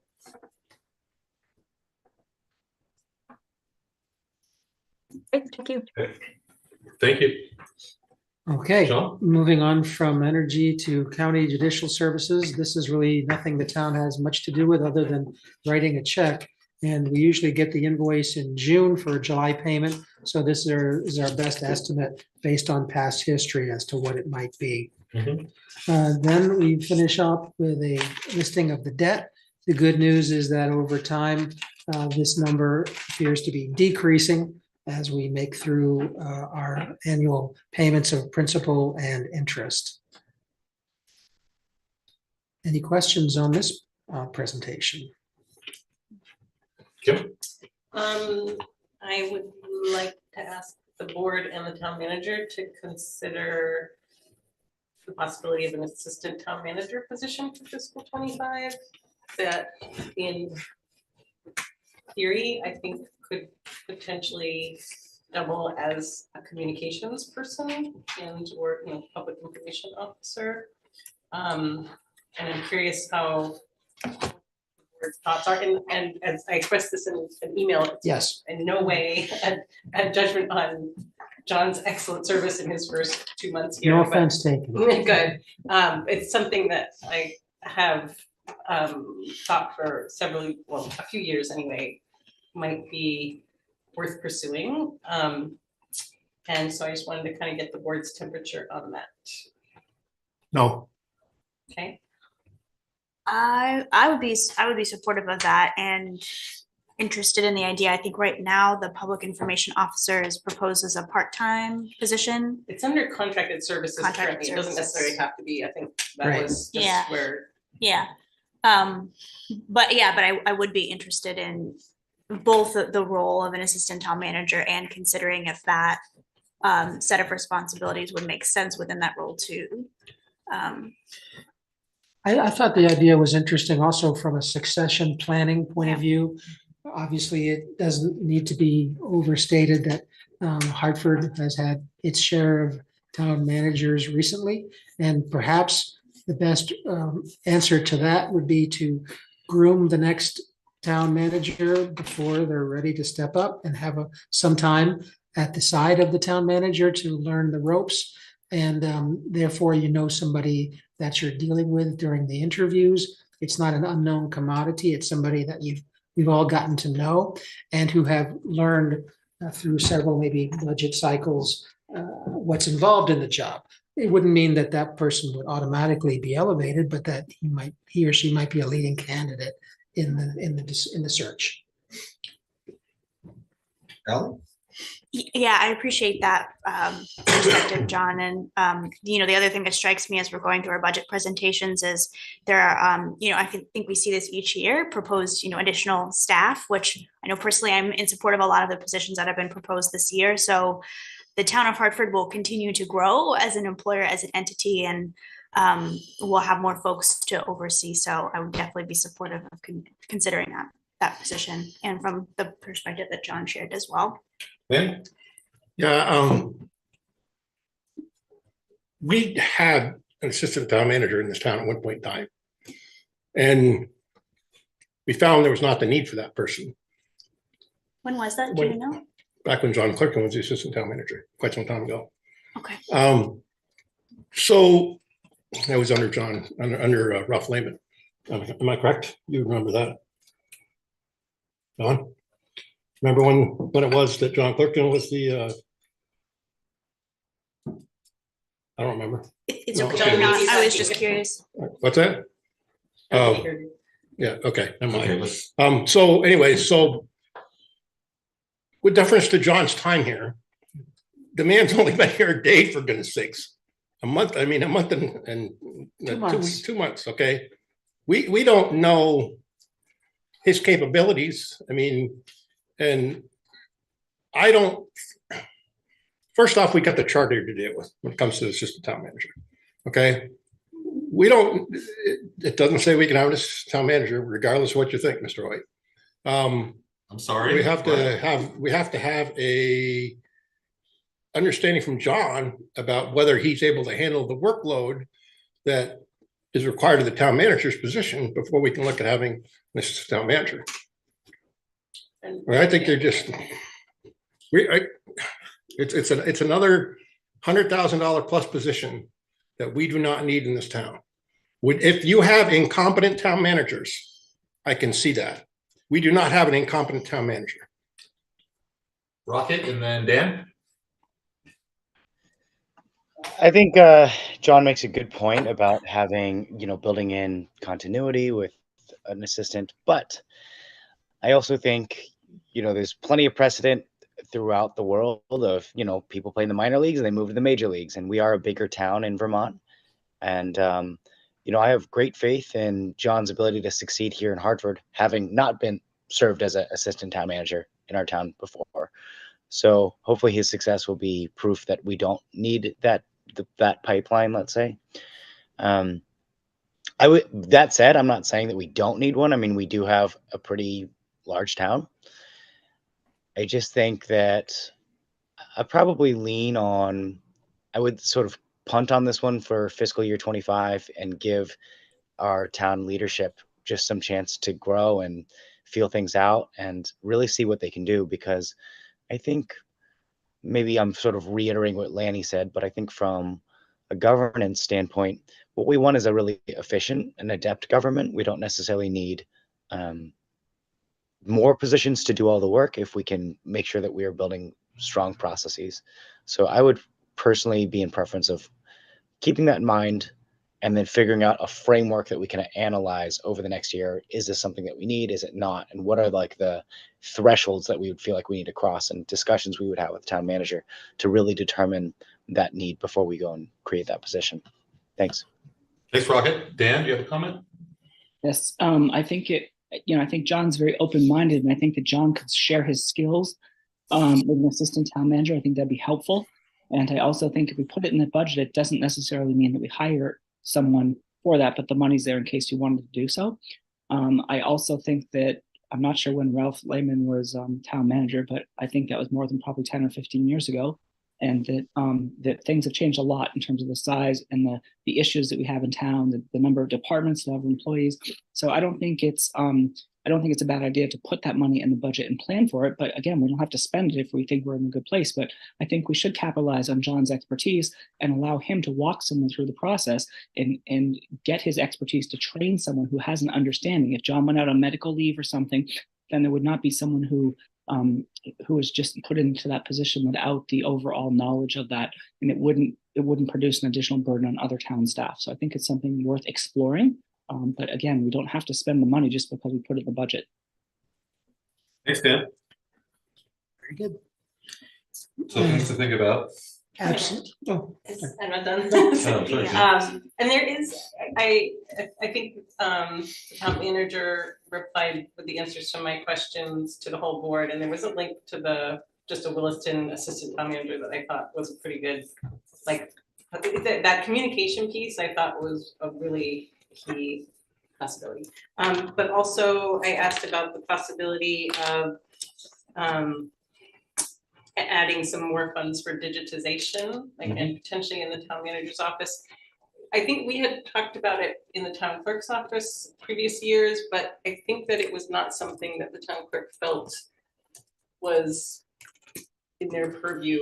And it might be in the form of, even if it is contracting with an agency or someone to assess and then potentially implement some of the functional digitization of our documents. Is this related to the policy on policies? Because that work and research continues. Yes. And I plan to have something for the board relatively soon Cool. as to what we've Maybe learned so this could far. be, would that be prior to finalizing the budget? I would think Could be so. Part of that I would think final so. discussion? Right, anyway, I just wanted to throw that out there. I think that's all I have for this part. Ally? Yeah, I did have two, and knowing that we'll have wrap-up conversations where we can more deeply consider what to add or not, but regarding select board compensation, it is something I was have been thinking about since I joined the board, and I know that, or I don't believe there's been an increase in board compensation since I joined. It'll be 3 years in March. And I've been doing a lot of research about this, because I think that in terms of actually supporting a diverse body of representatives that's fully reflective of your community, that being on this board is not possible for everyone, frankly. There are a lot of folks in our community who cannot access it because of many factors: time, the time involved, the fact that it's almost entirely volunteer. We do get compensated for these meetings and committee liaison assignments, but otherwise it's volunteer. And, I take that service I see it as a huge privilege and an honor. And at the same time, there are folks I know who are interested, but just cannot, it's not even possible. So I have, considered some figures that I'm happy to share with folks at some point in advance of when we'll have our wrap-up discussions, just to think about compensation that's actually reflective of the time that we're spending. And I welcome folks' thoughts about that. I've been tracking my hours pretty diligently and would be curious to hear what time folks are spending too. Just to, be thinking about, again, how we can actually support people to participate in this really important role. So I'm happy to share numbers and things, the research I've done so far at some point. I've also been in touch with different towns, including Brattleboro, that offers childcare and dependent stipends for their board members. So I'm happy to share information on that. It actually offers reimbursement for any childcare or dependent related expenses. So if somebody is at a meeting and they need to get childcare or they need support for a family member that they're taking care of, that there's actually funds built in for that they've seen have some success in helping more folks be able to participate in that role. So I'm happy to share more about that at some point.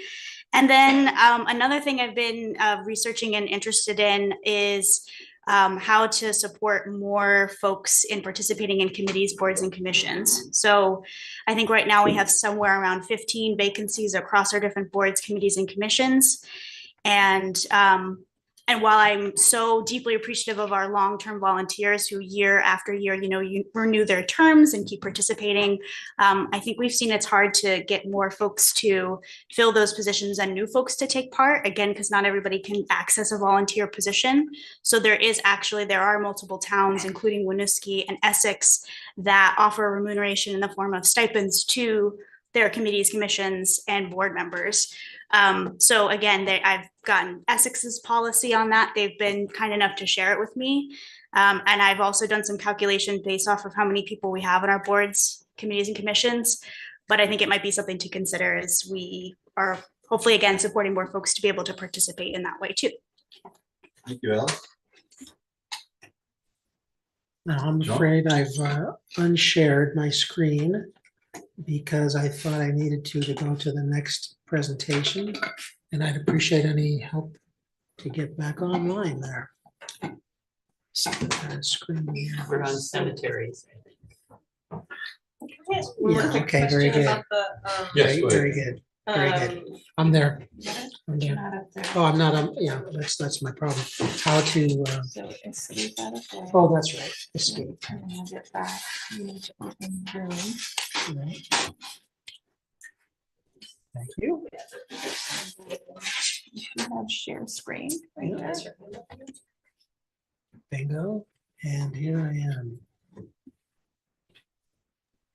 I think Heidi has her hand up. I don't know if it's from before, if it's a new question. Okay, well, we'll get to her. I Thanks, think Gail. that Kim had a question first. Thank you. I was curious if maybe there was, I had asked about the reinstituting the holiday banquet, the annual banquet that I don't think has been done since pre-COVID, if that makes sense. And the town manager had said that it's likely that it wouldn't happen until spring. I'm wondering if it's worth asking town employees if they would rather, for this year, if we're gonna defer a holiday party, once again, if they'd rather just take a little check. I didn't know that we hadn't had it for several years. Paula had given me the impression that it was a happy tradition, but we couldn't do it this year because both Lana and Paula would be away with their surgeries and that they might be the ones who put it all together. I don't know. I'm sorry, I might be misinterpreting. Anyway, I guess I could be curious. I don't know that it's a decision for us. I think it would be more for management, but if the staff would just assume divide that money up and get a small holiday bonus, I would be in support of that. Manny? Yeah, I gotta speak to that one. I'm not against them getting the bonus, but I really, really think that having an awards banquet is, or for lack of a better term, awards banquet, Christmas party. I'll call it Christmas party because I believe in Christmas. So if I believe in having a Christmas party to show these people that we care about them, that we appreciate what they're doing in the town of Hartford. I mean, this is the time to get up there and make a big deal of them and let them know how much we appreciate them being out at 3 o'clock in the morning plowing our roads, or fixing a water leak on 25 below zero weather in the middle of winter time. I mean, this is a time for us to make the impact to them that we appreciate you. And a check is just money, but a thank you to me is a lot more value to a thank you from a select board member or from a town leadership than a check ever is. You gain a lot more in the long run, I think, from personalizing it a little bit. I think there was a question from Heidi, and then John will pick up with you. Go ahead.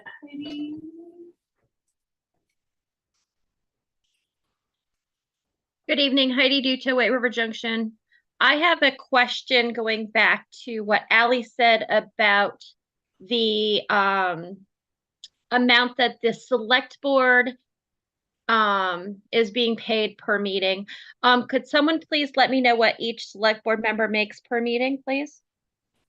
$75. Well, 75 for, and then vice chair and chair get slightly more, right? So I believe it's 75 per typical member, vice chair 100 per meeting, and chair 125. Not per meeting. No. Oh, I'm sorry. They get the standard per meeting. They get an additional stipend per Oh, year. got it. Thank you. So, what were you looking to put in for, Ally? What were you suggesting? Yeah, so I mean, again, I can share more with folks when we are doing our wrap up, but something I'm thinking about is I know, for instance, like probably across the year, I'm averaging at least 10 hours a week on select board duties. So was considering thinking about it more as an hourly position, that because we already submit timesheets for our meetings. So actually considering an hourly position that perhaps select board members at 25 an hour, vice chair at 27.50, and chair at 30. Again, that's just what I started to mock up, and thinking about that as a 10-hour a week across the year. And the total I have right now for that would be $91,250 for all select board members. But again, I'm happy to send numbers to folks and across the board and have further discussion. Could you please repeat that? The dollar amount. Just give her the dollar. The dollar amount. So considering $25 an hour per member, $27.50 per vice chair, and $30 an hour for a chair. So what were your totals, please?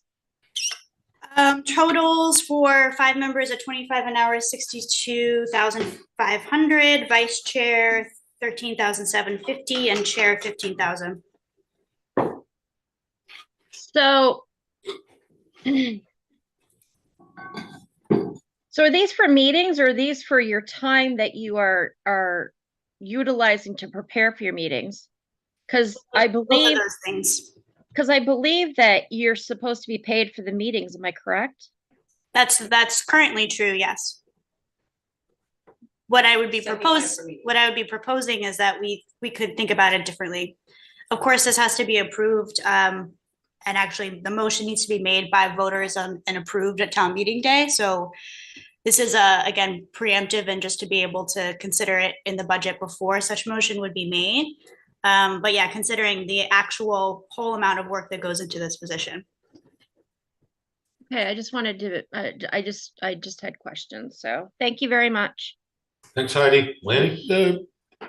The problem that goes along with this, though, is the accountability piece. Right now, there's a way to hold us accountable for the money that we're getting. Anybody can go into the minutes of meetings that we're liaisons for and see if we've been at the meeting that we're accepting pay for. They can accept it. They can get a public records request and they can see what we're getting paid. And they can go in and see whether we were in attendance at the meeting that we're asking to be paid for. If you're saying that you're going to get $25 an hour for researching stuff at home, there's no way to hold you accountable to know whether you're actually doing all that research. And that's the problem that I have with this piece, is that there's no accountability aspect to it. And I don't think it's fair for the town of Hartford to be paying somebody $25 an hour that says they're putting in 5 or 10 hours a week. I mean, what would say that Kim could say she's putting in 10 hours a week and you're putting in 5 hours a week? I mean, there's no way for it to be justified. That's the problem that I have with this. There's no accountability whatsoever. I have a lot of thoughts about that, but we can have further discussion when we revisit it. Yep, Dan, and then we're going to have John conclude his budget presentation. Yeah, I also think that we need to look at, I don't believe that all select board members take pay for their meetings, so that could potentially impact the budget as well. Thank you, Dan. One more quick question, sorry. Gail answered my question about select board training. We have money encumbered, so there's zero in there for 25, but the board would be able to utilize the encumbered funds for training during the 20. No. Yeah, there's nothing. 10, 1, 11, 3, 15. We still have 2,700 left from the Vermont Community Foundation grant that we have plans for. How much is left, Kim? The BCF grant? Yeah. $2,690.15. And then it says encumbered 22,173. I think the reason why it doesn't have anything in there, again, the town manager carried forward what was in there from 24, and we had encumbered funds that you, as a board, voted on that you weren't going to put in. So that's probably why. So this is your opportunity if you would like to have something. Okay. So in there, that discussion at wrap up, we can put that down to have it. And the amount you did give me in your response, the 22,173, is that currently encumbered? Like, I guess I'm not sure what that number is then. I didn't bring my notes with me from. That's fine. I'll just make a note of it to revisit. Because you had it in Fund 72, your Vermont Community Foundation, Yep. and then you had your other funding. Yeah. Are you asking about the Fund 72 or about the Fund 10? Fund 10. And I had asked you the question, how much is currently available and or encumbered for recruitment and training for that line item 10, 1, 11, 315? And your response was 10, 1, 11, 315, 22,173. And then you listed the GL code for the 72 for the grant. And that one is 2,690 and 15 cents. 111, 315. Yeah. You're talking on this one that was just printed out? And the one that's No, just emailed to us, I because didn't check that. in our budget books, it's nothing. Yeah, we don't have anything. Try to follow, because we've had so much budget book and so much. Yes. It's it's still zero in the, oh, Yeah. wait, no, I'm looking on the one. Look in the budget book, it's not there, unless you substituted pieces. She just emailed us one today. Okay, that's what I'm asking. Yeah. That's what I asked, if it was added in the budget book. It'll still be zero in the budget book that you got today. Yeah. I didn't think that was on the list of revisions. Right. Okay. So the amount for Fund 10 that's encumbered for training for select board is 22,173. Okay, so we would That's have, as of today. so we're gonna wrap up this. So basically, we could potentially have 10,000 for fiscal 24 still, and maybe 10,000 for fiscal 25. But you have the 22 that's in 10 right now, Right. that's you have encumbered funds. Yeah. And then you have your BC Vermont Community Right. Foundation funding. I guess my question is, do we want to add to fiscal 25 or not? Or do we not need it because we have 22? That's a decision. Yeah, so I It guess. sounds like something on the list to be discussed. Yeah, Yeah. yeah. Thank Can you. I ask a question here? Yeah. For the, Rocket has his hand too. oh, sorry, go ahead, Rocket. No, my hand is not supposed to be up. Okay. I'm just listening. Sorry. So the 10, 1, 11, 312 advertising, just explain what we're doing. What does that cover? Meetings, That's the advertising? that's Valley Like News. post. Valley News, sending because an that's, agenda to the Valley News. that's all that, Same. Yeah, Wow. Valley News. the staggering cost. John? It's part of the transparency, inviting everybody to the party. There's no level 2 guns up, so public. Okay, Okay, what's case two now? Okay, thank you. now, I'm not forwarding, this is not advancing. We're gonna hear if there are two. Better questions. Go ahead, Okay. Becky. Becky Chalet. Yes, thank you. Hi, Becky Chalet, Town of Hartford.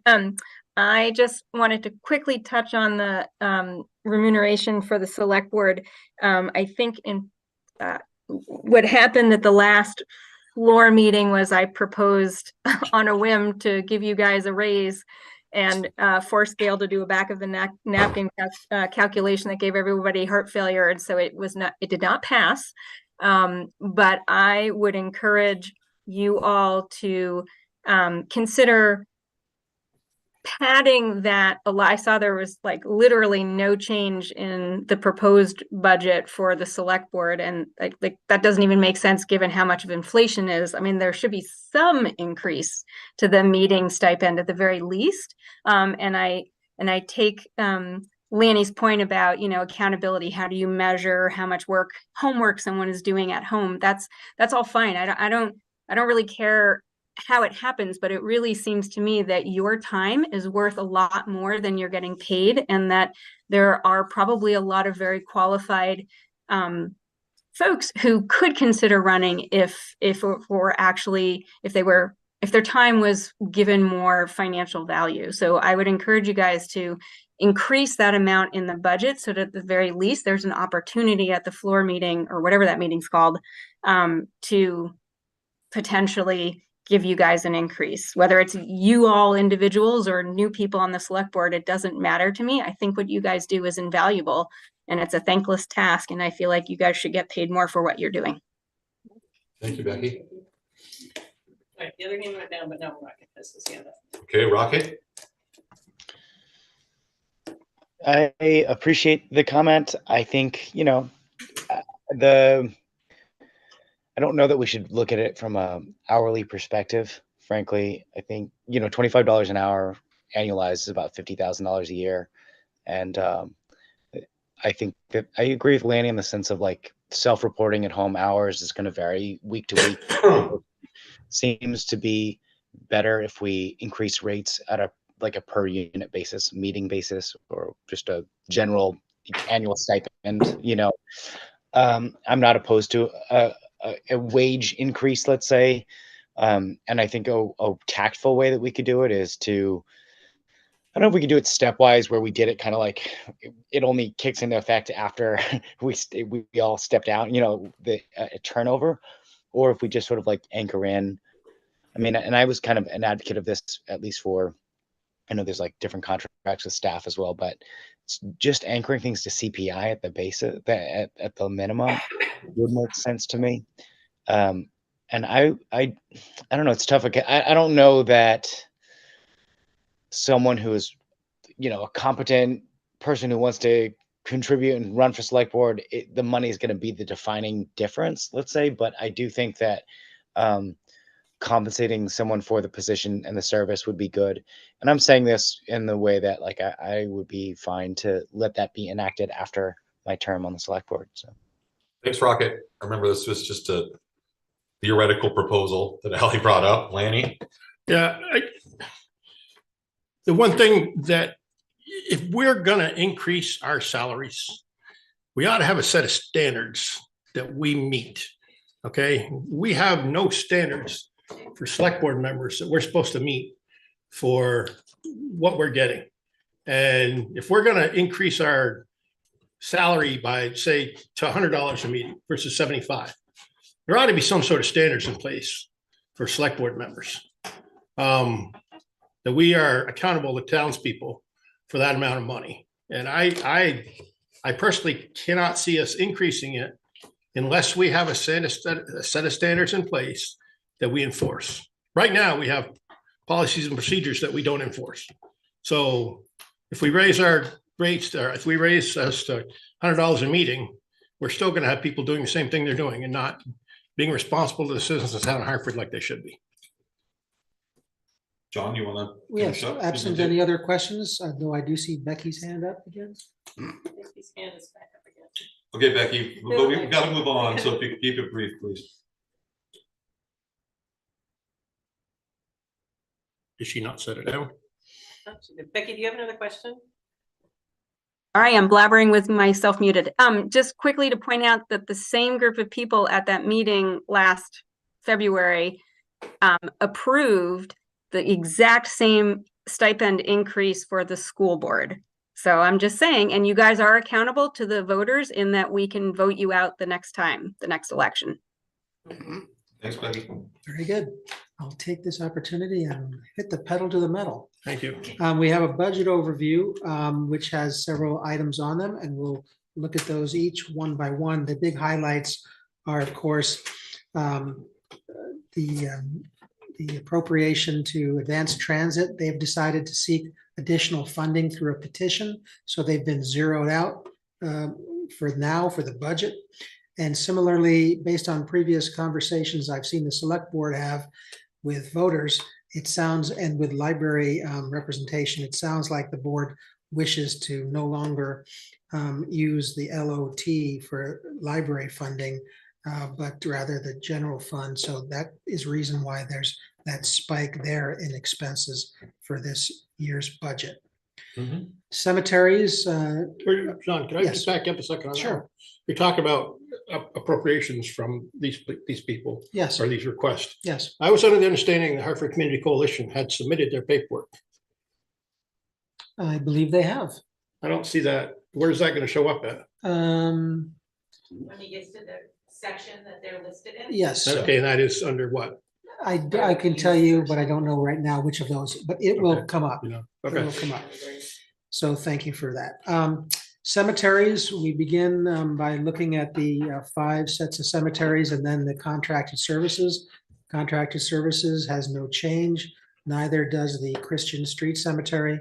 Each of the other have some degree of increases. And the most noticeable is the Queechee Cemetery. If you'd like, I can quote you from their submission as to why that is being increased so substantially. Okay, here we go. Queechee Cemetery. Our appeal to the town encompasses our normal annual lawn and maintenance expense and also the removal of several problem trees that pose a significant threat to the cemetery, its headstones, fences, walls, and grounds.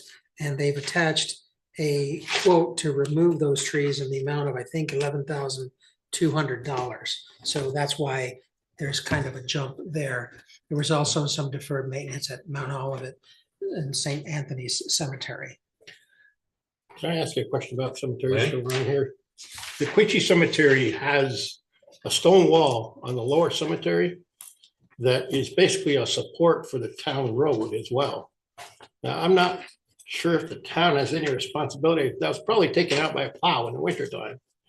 But it'd be nice to have somebody look into that, because the stone wall is just, I don't believe there's any dirt that's been forced out. I think it was probably hit by a plow. So DPW to look at that stone wall. Well, yeah, I mean, have DPW and or something. You should go out and take a look at it yourself. I mean, you're out that way. So the lower cemetery wall, you can see it on the lower cemetery if you walk along, just before the stairs that go down in.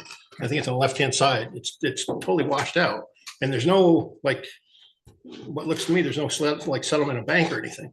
So it had to be, you know, either a tree or a plow that clipped it and shoved everything out. And if it's our responsibility, I'd like to see us take care of it. I will look into it. Thank you. Community health, which is item 412-316 in the budget books. We see special appropriations which do not change from year to year, unless, of course, the voters have authorized an increase. So home health, home community health doesn't change. Association for the Blind doesn't change. Good Beginnings doesn't change. Public Health Council, healthcare and rehab, and senior solutions, none of those change. We did zero out two of the previous recipients. Good Neighbor Clinic did not submit by the 11/15 deadline. And there was a request for $10,000 from special needs support. However, under the town's policy on special appropriations, because they didn't have funding last year, they have to go through the petition process. Senior, go ahead. Question, John, on this home community health for $51,000. We're looking at a town nurse. It would be interesting to have them come in and present to us what they're doing, to see if there's some sort of a role that the community nurse would fall into and help them out in terms of their mission, the town of Hartford. I'd also like to know how much of these organizations, well, I'll leave it at that one. I'll just leave that. So you're worried about possible redundancies between a nurse, community nurse, and what they are? Yeah, you're right. I'd like to know if there's a crossover. My concern is that there's a lot of these great social service agencies. Yeah. All right, and there's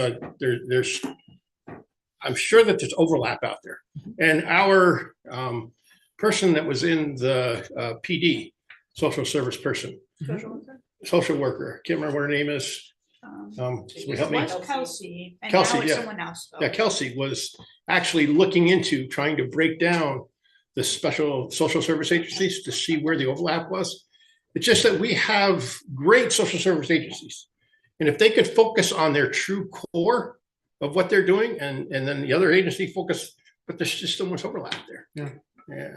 And that's where I think a nurse would come into play to figure out, maybe there could be a coordinator between these folks to say, no, this is what you really need to be doing.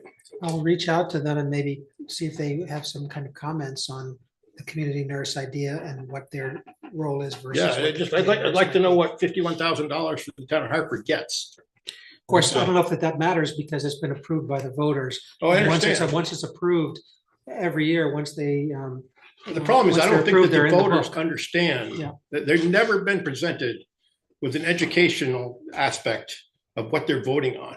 It's just that because of the special appropriation that always passes, it always passes. In Pittsford, we took the stand that maybe every 5 years, all of those recipients would have to reappear before the voters, and the voters would have to another opportunity to renew their appropriation. Could be something that you look at for the future. They used to do that every year. Every year. Mary? Just quickly, I was at Bugby last week and I sat with 4 veterans and all of them were ecstatic over the community nurse proposition. And actually, even at my church, people came up to me and said, you know, we understand that Hartford is doing this. We're really excited. The town manager in Norwich wants to talk about, I'm sorry, in Hanover wants to talk about it with me coming up soon. All right, senior services. Senior services, virtually no change. Low income service, of course, that is an ongoing appropriation. Same for these following youth and adult services. Yeah. General appropriations. And here's the community coalition at the bottom there. Thank you. Lenny, $25,000. That hasn't Did changed. community access, the jam, what's now, so CATV used to be, or is now jam, is that the same? I believe so. Community? Yep. 5,000. Yeah. It's jam. And of course, the big number they're zeroing out is advanced transit. We will see them on in the petition that they submit because they are looking for more of an appropriation. Okay. Library appropriations, you heard from the library folks a few weeks ago. The Hartford appropriation is up $6,000 per their request. Wilder 2140, West Hartford 2572 for an overall increase of 10,000 and change. Questions? Questions for John? Okay. Next year, I pledge graphics and multicolored presentation. This is my first, this is the first We'll hold you dinosaur to it. steps into the future for me. We don't need glitz and glamour. We need meat and potatoes. All right, consent agenda none. I'll take a motion to adjourn. Oh, Heidi's got her hand up. Heidi, before we adjourn. Hi, Heidi Duto, White River Junction. I have one request. Okay. This year, in case we have a big snowstorm, could this be on your radar that if there is a large storm coming in on town meeting day, that you are prepared to have this on Zoom, YouTube, and on telephone? That this was not prepared last year. People were snowed in and could not attend the meeting. Therefore, we had no way of attending the meeting. Can we go into this prepared this year, please? Yeah, it's the town and school committee, I think, but Yes. we can ask them to be prepared. Yes, thank you for the thought. Yeah.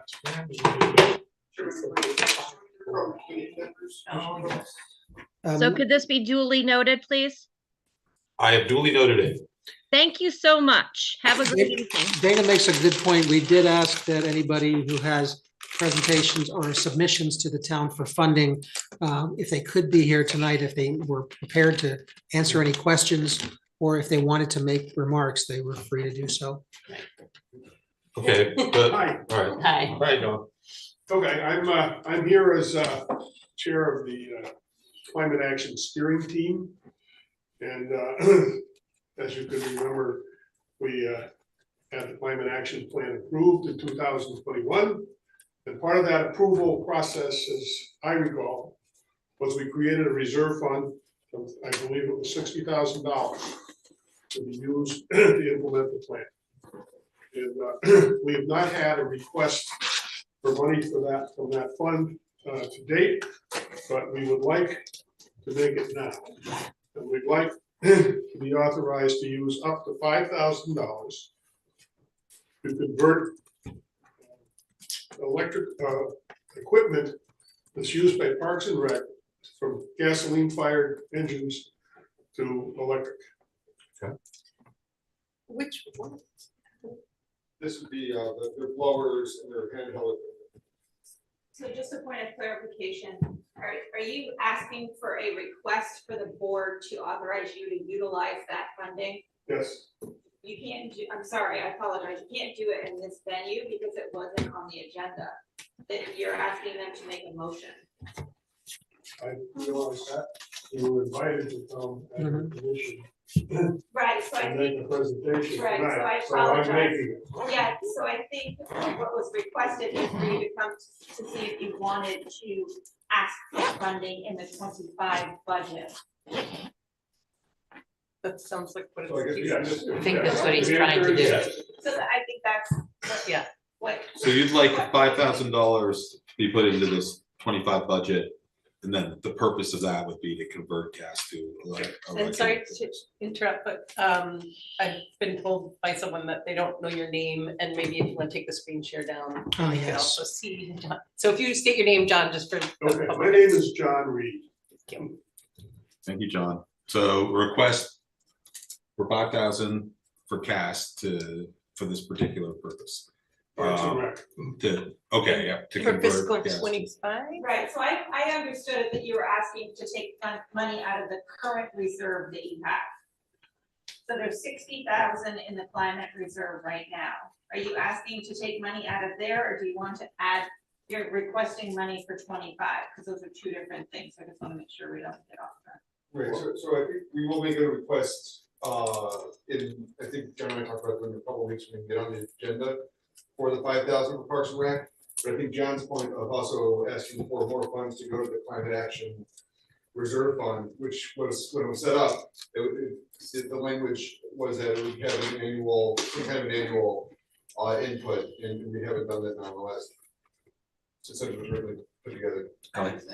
Okay, so what, Where that is in the budget? so potentially considering 5,000 in Parks and Rec, and then what would be the amount you'd be interested in having contributed annually to reserves? I think from my perspective, to be honest, because there's so much stuff going on right now, with federal grants for the next couple of years, that there could be a significant amount, like maybe 20,000, so that when stuff comes up in these matching funds, and things of that nature, we have something to fall back on. Because right now, with the Inflation Reduction Act, a lot of those projects that come out for towns, we need to have a shovel in the ground by 2025 and have them wrapped up by 2026 to take advantage of any of those kind of projects. I don't want us to get into a situation in 2 years where we have a great opportunity, but we just can't scurry around and figure out how to pay for it. Thank you. I mean, I guess so just as part of that discussion that we can finalize when we finalize the budget, but I mean, I'd be curious to know if there's 60,000 currently in reserve. I'd like to know how that would be used. I don't have any problem with continuing to fund the reserve, but I'd like to identify some specific uses for it, even if it is, if there's infrastructure, Inflation Reduction Act funds that are coming up quickly, like literally identify a couple before we decide. Right, I mean, the issue is that like the Inflation Reduction Act was signed into law August of 2021, 2022. And the IRS is just kind of, if you go to the IRS website right now, they still don't have the paperwork for people to take advantage of certain programs. So like it's just been kind of a slow going, so it's kind of hard to know exactly what's going to be out there when the federal government has been kind of poking along, and then all of a sudden they have this deadline, and they're just gonna go, hey, so it's kind of, if I could know ahead of time, I would make a request for something specific. But my concern is that a lot of the stuff is popping up where I don't know a year and a half in advance. Does that make sense? Yes.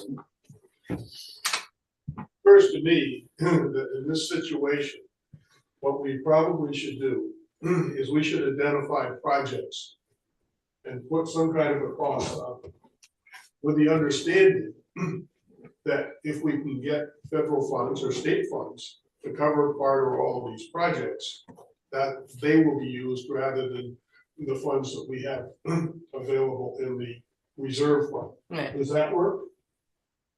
It works for me as a finance. Yeah, it would be like identifying, starting with the 60,000 first. Right, yeah. Starting with. If you already have the 60,000. projects themselves. Yeah. That we want to accomplish. Yeah. We've got a 2030 deadline for the climate action plan net zero. So we've got to start building in a cost structure to reach that deadline. I'm trying to say, we can start working on that. And then we can figure out how much put into the future budgets. Okay. Sounds good. Thanks. Thank you very much. All right, I'll take a motion to adjourn. So move. Do I have I'll a second? second. Second from Ally. All those in favor say aye. Aye. I'm clear with it. Rock and Dan, Yeah, both Rock and aye. Dan are both in the. Thank All you. right, great. Everyone have a nice holiday. Yes. Joe coming back to the rest of his. I was gonna go home with some of you guys. Good luck.